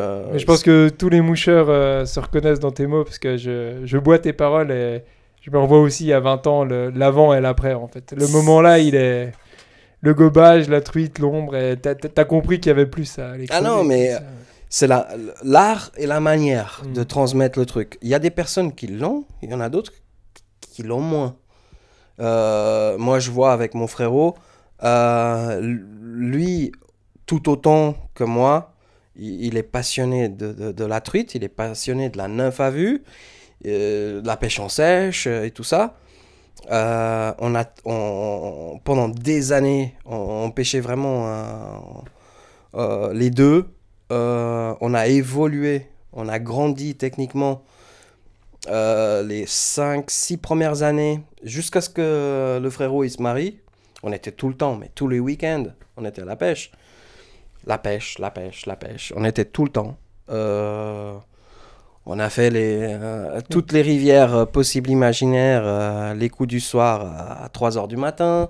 Ce qu'on a tous fait avec nos meilleurs potes de pêche, quoi. Et cette histoire-là, elle parle à beaucoup de gens. Hein. Mais attendre que tout le monde parte se coucher, les gars, ils faisaient le coup du soir jusqu'à 10h. Nous, on allait commencer à 1h du matin. Tu vois, les bruits, les gobages de fond d'aspirateur. T'entends juste le bruit. Ouais. Tu vois plus rien, mais t'entends le bruit. Et puis, je te dirais qu'on en a pris des truites. Et... Mais vous avez pris des chemins un peu différents techniques, parce que si je peux me permettre, t'as été beaucoup plus loin que lui profondément dans la pêche à la mouche, j'ai l'impression, non? Alors, c'est ce que tu me disais. Lui, voilà, il s'est marié très tôt. Il a eu cette chance. Il est devenu papa aussi très vite. Donc, moins de temps. Ah, ça change la vie. Hein. Ah ouais. Et la pêche à la mouche, c'est du temps. Du temps. Ouais. Mais aucun regret, ni pour moi, aucun regret. Ouais, je vois ce que tu veux dire. Le chemin était bon pour les deux. Ouais. Ah non, mais lui, aujourd'hui, quand je le vois heureux avec sa femme, ses 2 filles qui sont magnifiques, Et puis quand on se retrouve et qu'il peut et qu'il a le temps, et puis qu'on arrive à se faire, par exemple l'année passée, on a fait une sortie sur le Doubs, c'était magnifique, on a pris du plaisir, on a des super parties de rigolade, puis c'est des bons souvenirs qui reviennent. C'est ton frérot de pêche, quand même. On en a Alors, tout ça. Hein. Alors, c'est pas seulement...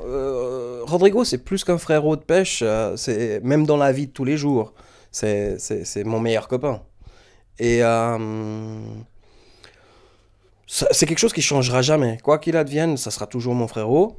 Comme lui, il avait moins le temps, il avait moins la possibilité de faire les sorties parce que la famille, le travail. il avait la famille, le travail, les enfants. Le chemin de la vie, quoi. Moi, j'étais beaucoup plus seul. Je pêchais beaucoup plus seul, donc j'avais beaucoup plus de temps pour pour m'appliquer moi de mon côté et à évoluer moi de mon côté. Il y a eu des rencontres de personnes qui m'ont apporté beaucoup de petites subtilités, comme il disait comme il dit encore mon maître. Parce que la pêche, c'est avant tout une accumulation de petites subtilités, de petites malices qui font que au bord de l'eau, tu vas voir et tu vas comprendre certaines choses. C'est une somme de détails, hein. C'est une accumulation de petites choses. Et mise bout à bout, bah, ça fait un résultat plus ou moins positif. Donc, seul, pendant quelques années, j'ai évolué, j'ai pris de la bouteille, comme on dit. Techniquement, au lancer, le fait de pouvoir pratiquer plus, bah, que tu le veuilles ou pas, c'est indéniable. Plus tu y vas... Ah bah, ce que je dis toujours, la pêche à la mouche, c'est l'espérance positive. Hein. Bah, plus tu y vas... Plus tu vas, plus t'en prends. Malheureusement, les conditions, elles tombent sur toi à un moment. Donc... Après, tout le monde n'évolue pas de la même manière. Tu peux... y a celui qui va évoluer, qui va grandir techniquement jusqu'à un certain niveau, et puis qu'après, il va buter. Des paliers, ouais. Ouais, tu vas buter, et puis il y en a certains qui vont se contenter de ce qu'ils ont, et de l'évolution et du niveau qu'ils vont acquérir. C'est très bien. Il y en a qui se contentent. Moi, défaut, qualité, je sais pas. Aujourd'hui, je sais que j'arrive à lancer une soie, j'arrive à dérouler un bas de ligne, j'arrive à prendre un poisson à 10-15 mètres, mais autour de moi, j'ai la chance d'avoir rencontré des personnes que je sais, ils ont, s'ils le veulent, hein, le partage. Et je tiens à rester humble pour pouvoir continuer de les côtoyer, continuer d'apprendre avec eux, parce que je les vois faire des choses que moi, c'est du rêve. Je les vois avec un bagage qui est 4 fois plus lourd que le mien. Et moi, ça fait déjà 20 ans. Donc, il y a des choses que aujourd'hui je comprends, mais je sais et j'ai cette conscience que j'ai encore beaucoup à apprendre. Beaucoup, vraiment à apprendre. Que ce soit Romain, Bernard et d'autres. Voilà, j'en cite 2 parce que c'est 2 personnes avec qui je parle dernièrement un petit peu de pêche, de nymphes à vue technique. Mais il y en a d'autres. Et j'ai eu aussi la possibilité de transmettre un petit peu de ce que moi j'ai. J'ai pu le transmettre et j'ai la fierté de dire j'arrive à le faire, j'arrive à le transmettre. Il y en a un qui est devenu aussi un très bon copain, c'est Yann. Il a en 3-4 ans, aujourd'hui il pêche aussi bien en sèche, il pêche très très bien à vue, il est devenu très bon. Seul, il va dans n'importe quelle rivière, que ce soit le Doubs, la Loue, la Bienne, et puis il va faire des poissons de 50, 60, sans problème, seul comme un grand. Et tu vois, ça, t'es un peu responsable de ça et ça te fait plaisir, ça te donne le sourire. Ouais. Quand je suis avec, d'ailleurs j'ai des photos, je vais te les passer. Quand je suis avec par exemple, quand je suis avec Yann et puis qu'il fait un beau poisson, je suis tout aussi content. Bah ouais. Que c'était moi qui l'avais faite. Parce qu'il n'y a pas de passion sans transmission. Et même à notre humble niveau, moi aussi j'ai pu un tout petit peu éduquer des gens et tu te dis que tout le plaisir qu'ils récoltent, mais toi tu le prends aussi, c'est ça que... Écoute, c'est du plaisir, vraiment. Ouais. Puis, alors qu'il y a d'autres personnes, malheureusement, tu vois, t'as beau leur expliquer, t'as beau leur dire les choses, ils ont toujours, ils ont Un du mal. blocage. Ouais, ils ont un blocage et puis ils se disent, pourquoi tu dis ça? Pourquoi tu dis les choses comme ça? Et puis, il y en a certains à qui tu arrives à transmettre, tu arrives à expliquer, il y a d'autres que tu n'arrives pas.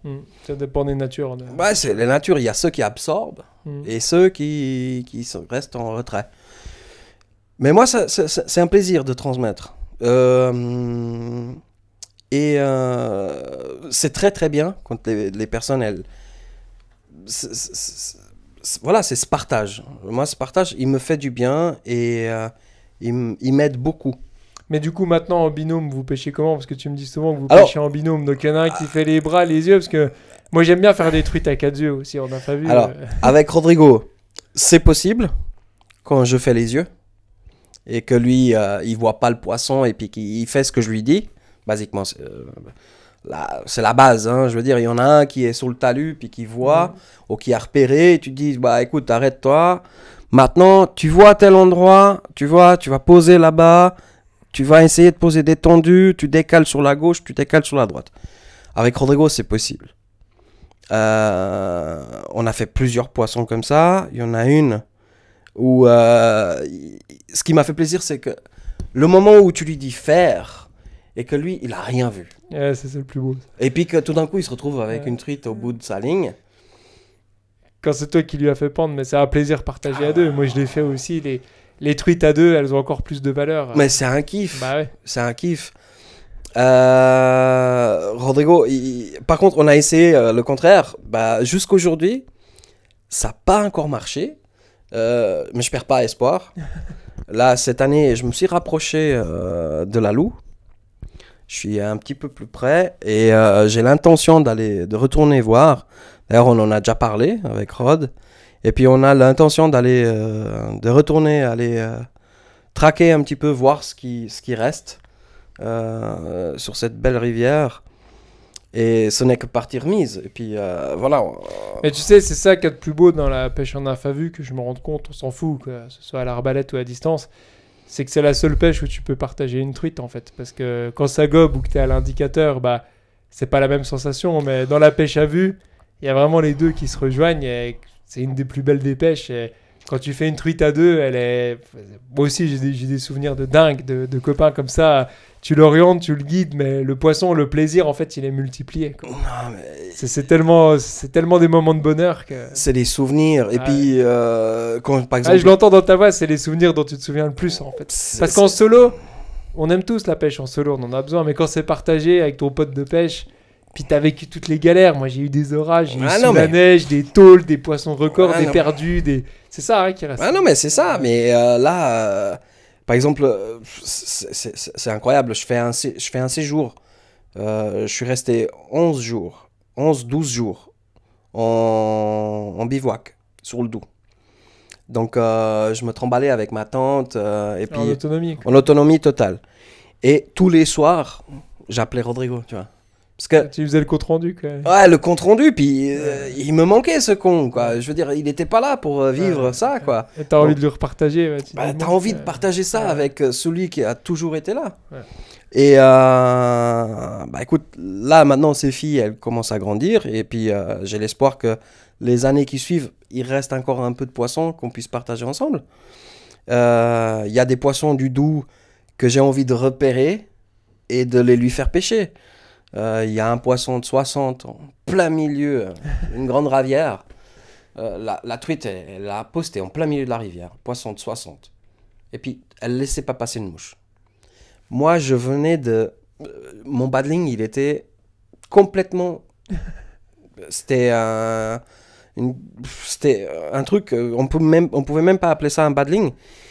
Et je lui dis, Rodrigo, attaque. Et il me regarde, il me dit, mais c'est toi qui l'as vu? Non mais vas-y, attaque. Et puis, premier posé, pendu. Ah mais tu vois, ce qui est beau, parce que moi j'ai les mêmes souvenirs que toi, moi je suis dans un paradoxe, parce que j'adore aussi pêcher tout seul, mais j'adore aussi les moments de partage. Et en fait, j'ai vu que c'est la complémentarité des deux. Et c'est pareil, ça dépend des natures de pêcheurs. Il y a vraiment des pêcheurs solitaires. Il y en a qui partagent trop. Moi, personnellement, en pêche à vue, au-delà de 2, je pense que c'est foutu. Le binôme, je trouve que c'est la forme parfaite, surtout dans la pêche à vue, parce qu'après, ça fait trop de monde au bord de l'eau, tu vois. Il faut quelqu'un de solide avec toi. Alors, quand tu es à 2, il faut que les deux soient de niveau équivalent. Ouais, sinon, en pêche à vue, ça va pas. Par exemple, quand tu amènes quelqu'un qui débute, qui commence, et puis que tu veux lui apprendre. Il y a trop de différences. Il y a trop de différences, tu Même galères. si tu veux bien faire, c'est galère. Tu galères. Tu galères, bah, tu peux le faire. Tu galères, mais tu peux le faire. Il y en a un que j'ai pris avec moi en fin de saison. C'est un ami. C'est devenu, en très très peu de temps, c'est devenu quelqu'un très important. Il s'appelle Kuram. Et là, 2024, j'y tiens absolument à lui faire prendre sa 50, que ce soit en sèche ou à vue. J'y tiens. J'aime bien la détermination que tu as parce que toi, tu as vécu tout ça et tu as envie de le transmettre. Tu vois, moi aussi, j'adore ça. Quand tu as envie qu'ils vivent la magie que tu as vécue. Ah non, mais j'y tiens. Mais il y a des moments où je lui dis, par exemple, tout bête, hein, on arrive au bord de la Bienne et puis et il dit, Ricardo, tu peux contrôler mon paddling? Alors, je l'ai fait une fois, je l'ai fait 2 fois, je l'ai fait 3 fois. Et là, un coup, on était sur la route, on rentrait et je lui dis, c'est tranquille, ouvertement, je m'ouvre totalement. Je lui dis, écoute, c'est pas le problème que je te contrôle ton paddling. Mais avec du recul, j'y avais pensé le jour d'avant. Et ça, il faut que je lui dise. Tu sais, c'est pas le problème, mais je te rends pas service là. C'est ça. Il va falloir que tu voles tes propres ailes, sinon plus tard, tu vas te faire mal. Tu vas buter sur des je lui ai dit, et il m'a compris, il m'a tout de suite compris. Et puis, tu vois, c'est... Parce que tu l'aides en lui faisant ça, tu as peur de le blesser. Non mais tu sais, ça se fait à tous les niveaux. Hein. C'est... À un moment, en plus, si tu lui dis ça, c'est que tu sens qu'il a le potentiel. Ah non, mais le potentiel, il l'a. Ça fait quelques années où il a pêché en infophile, tu vois. Puis il a pris des poissons, tu vois. Et puis c'est là où beaucoup de pêcheurs, ils commencent à la pêche à la mouche, puis ils veulent tout de suite prendre beaucoup de poissons et des gros poissons. Donc quelque part, moi je pense qu'il y en a beaucoup qui se crament les ailes en voulant aller trop vite. Ouais, ça et l'internet, ça aide pas. Hein. Avec la profusion d'images de poissons de Nouvelle-Zélande, de machin, ça... Mais il y a ceux qui l'ont, ceux qui l'ont pas. Tu vois, ça je l'ai vu aussi.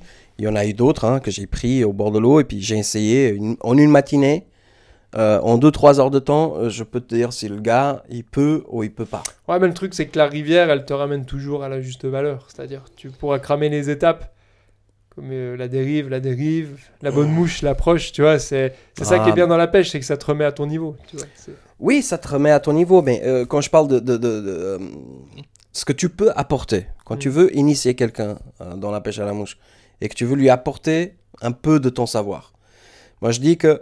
Moi, je me suis rendu compte qu'en une matinée, un personnage, un copain, un brave gaillard, il peut être super, et puis je l'adore, mais je vais tout de suite me rendre compte s'il peut, si oui ou non, s'il a les capacités, il peut évoluer là-dedans ou pas.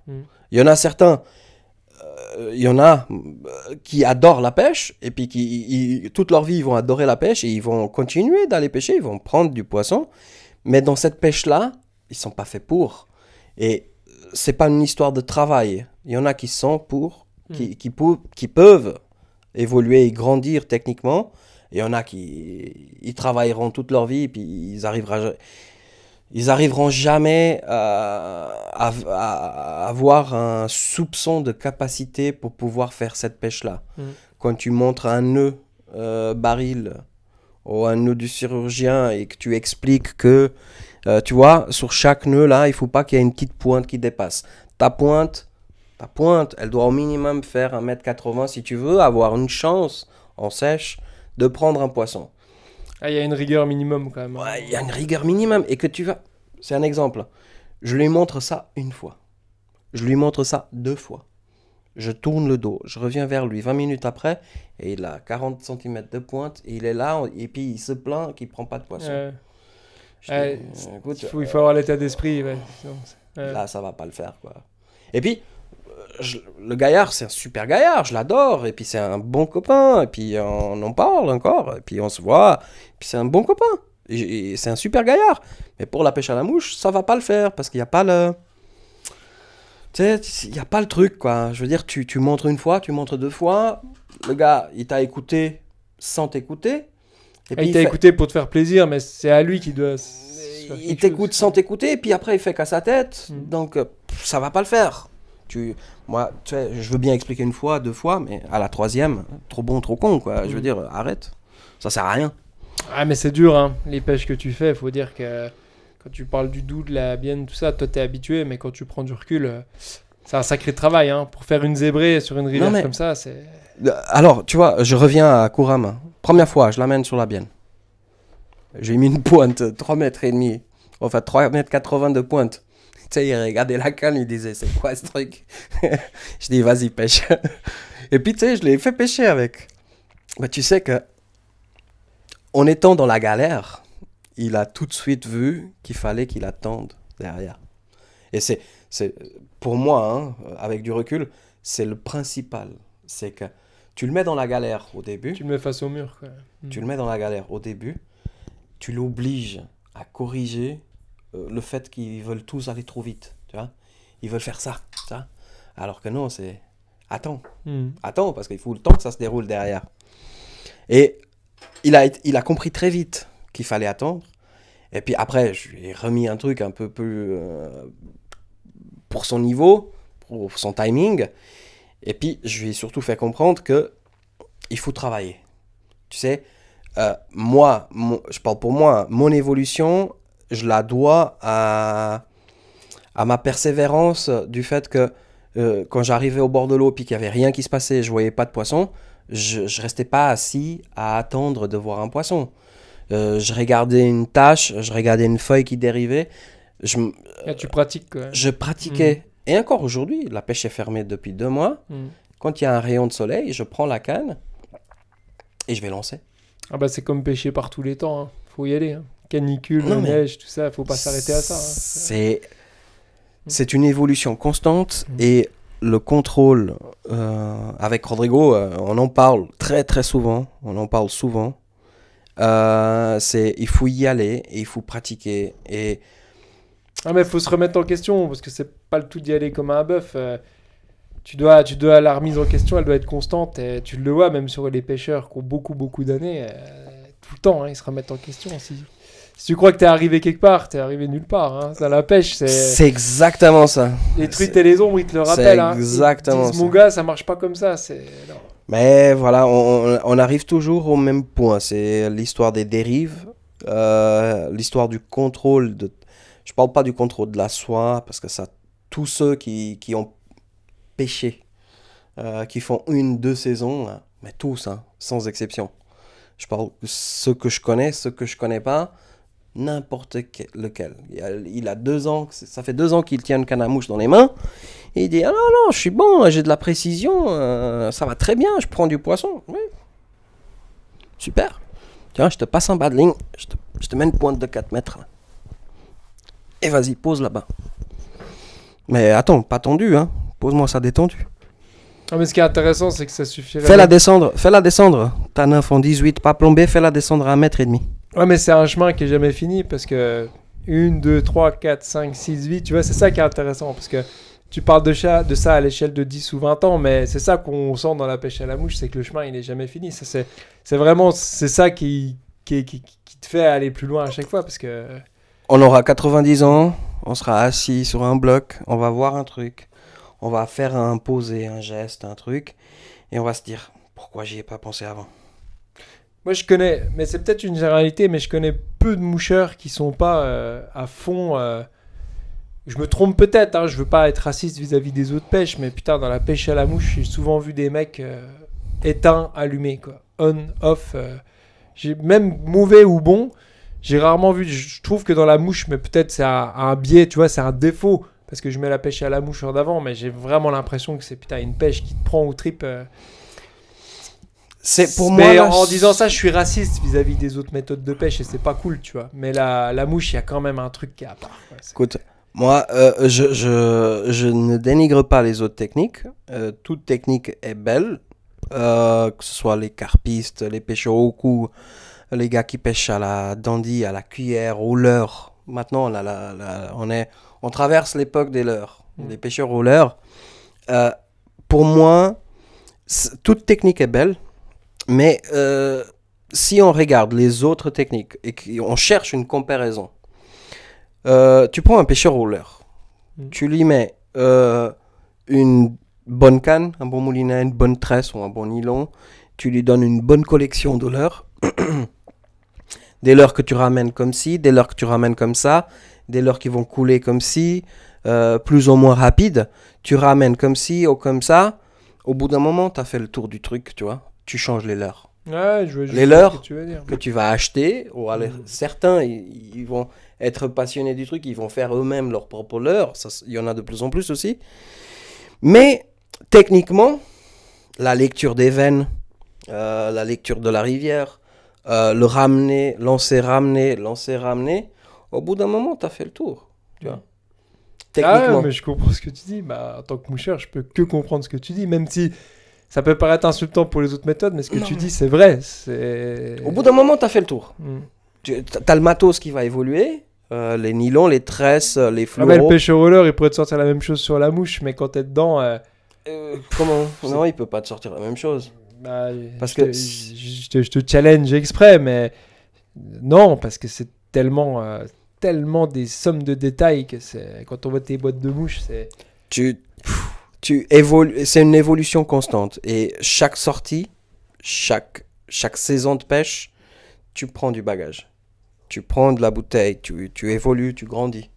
Et les rencontres, les personnes que tu vas rencontrer, même si c'est qu'un nœud, tu vois, même tout ce que tu peux prendre et évoluer et grandir techniquement et prendre ça et le garder pour toi, tu le gardes dans ta poche et puis tu en fais un bon usage. C'est chaque saison que tu gagnes, tu vas grandir. Et j'ai eu une évolution très rapide grâce à deux personnages très importants. Et puis après, j'en ai eu d'autres avec moins d'impact. Là, dernièrement, voilà, j'ai encore rencontré des personnes que je sais que j'ai beaucoup à apprendre avec eux et je me réjouis de Ce qui te réjouit aussi, c'est d'avoir toujours quelque chose à apprendre quoi, dans la mouche. C'est ça que... je sais que là, 2024, il y aura certainement des journées où je vais laisser mon gilet, ma canne à la maison. Par contre, je vais prendre plus de plaisir que si j'avais ma canne parce que je sais, avant de partir, avant d'arriver au bord de l'eau, rien que les conversations, rien que les discussions que je vais avoir, que ce soit poisson ou technique, ou bref, je vais apprendre. Et c'est ça aussi qui me passionne, c'est d'apprendre. C'est de découvrir, je sais qu'on va me transmettre des petites choses, des petites subtilités qui vont faire que mon bagage va grossir, va grandir, il va évoluer. Et beaucoup de gens, mon conseil, il est simple, c'est mettez la canne de côté. Laissez le gilet. Si vous êtes avec quelqu'un qui a un peu plus de bagage, d'observer beaucoup. Ouais. Prenez le temps de l'observer. Moi, j'ai beaucoup... Après, il y en a qui apprennent en s'exerçant. C'est mon cas. J'ai appris en m'exerçant, mais j'ai aussi beaucoup appris en moi, observant. Ça m'est venu sur le tard, et t'as raison. J'ai beaucoup plus évolué quand j'ai compris les phases d'observation des grands pêcheurs que je côtoyais, sur l'approche des truites, sur le lestage des nymphes. C'est au moment-là. Et des fois, je regrette, même au début, de pas avoir assez observé. Tu vois, maintenant que je t'écoute, 20 ans après, je me dis... Putain, t'aurais évolué beaucoup plus vite, c'est juste t'avais fermé ta gueule. T'avais écouté ce qu'il dit, mais vraiment l'écouter, tu vois. Ouais, tu marches sur les truites. Ouais, non, mais je marche pas sur les truites, t'inquiète. Si, tu marches sur les truites. C'est des trucs tout cons comme ça. Ouais. Si, regarde, il y avait une truite là. Tu disais à Cédric que lui c'était un bûcheron et puis qu'il avançait trop vite, machin. J'ai vu sur un des paroles des moucheurs.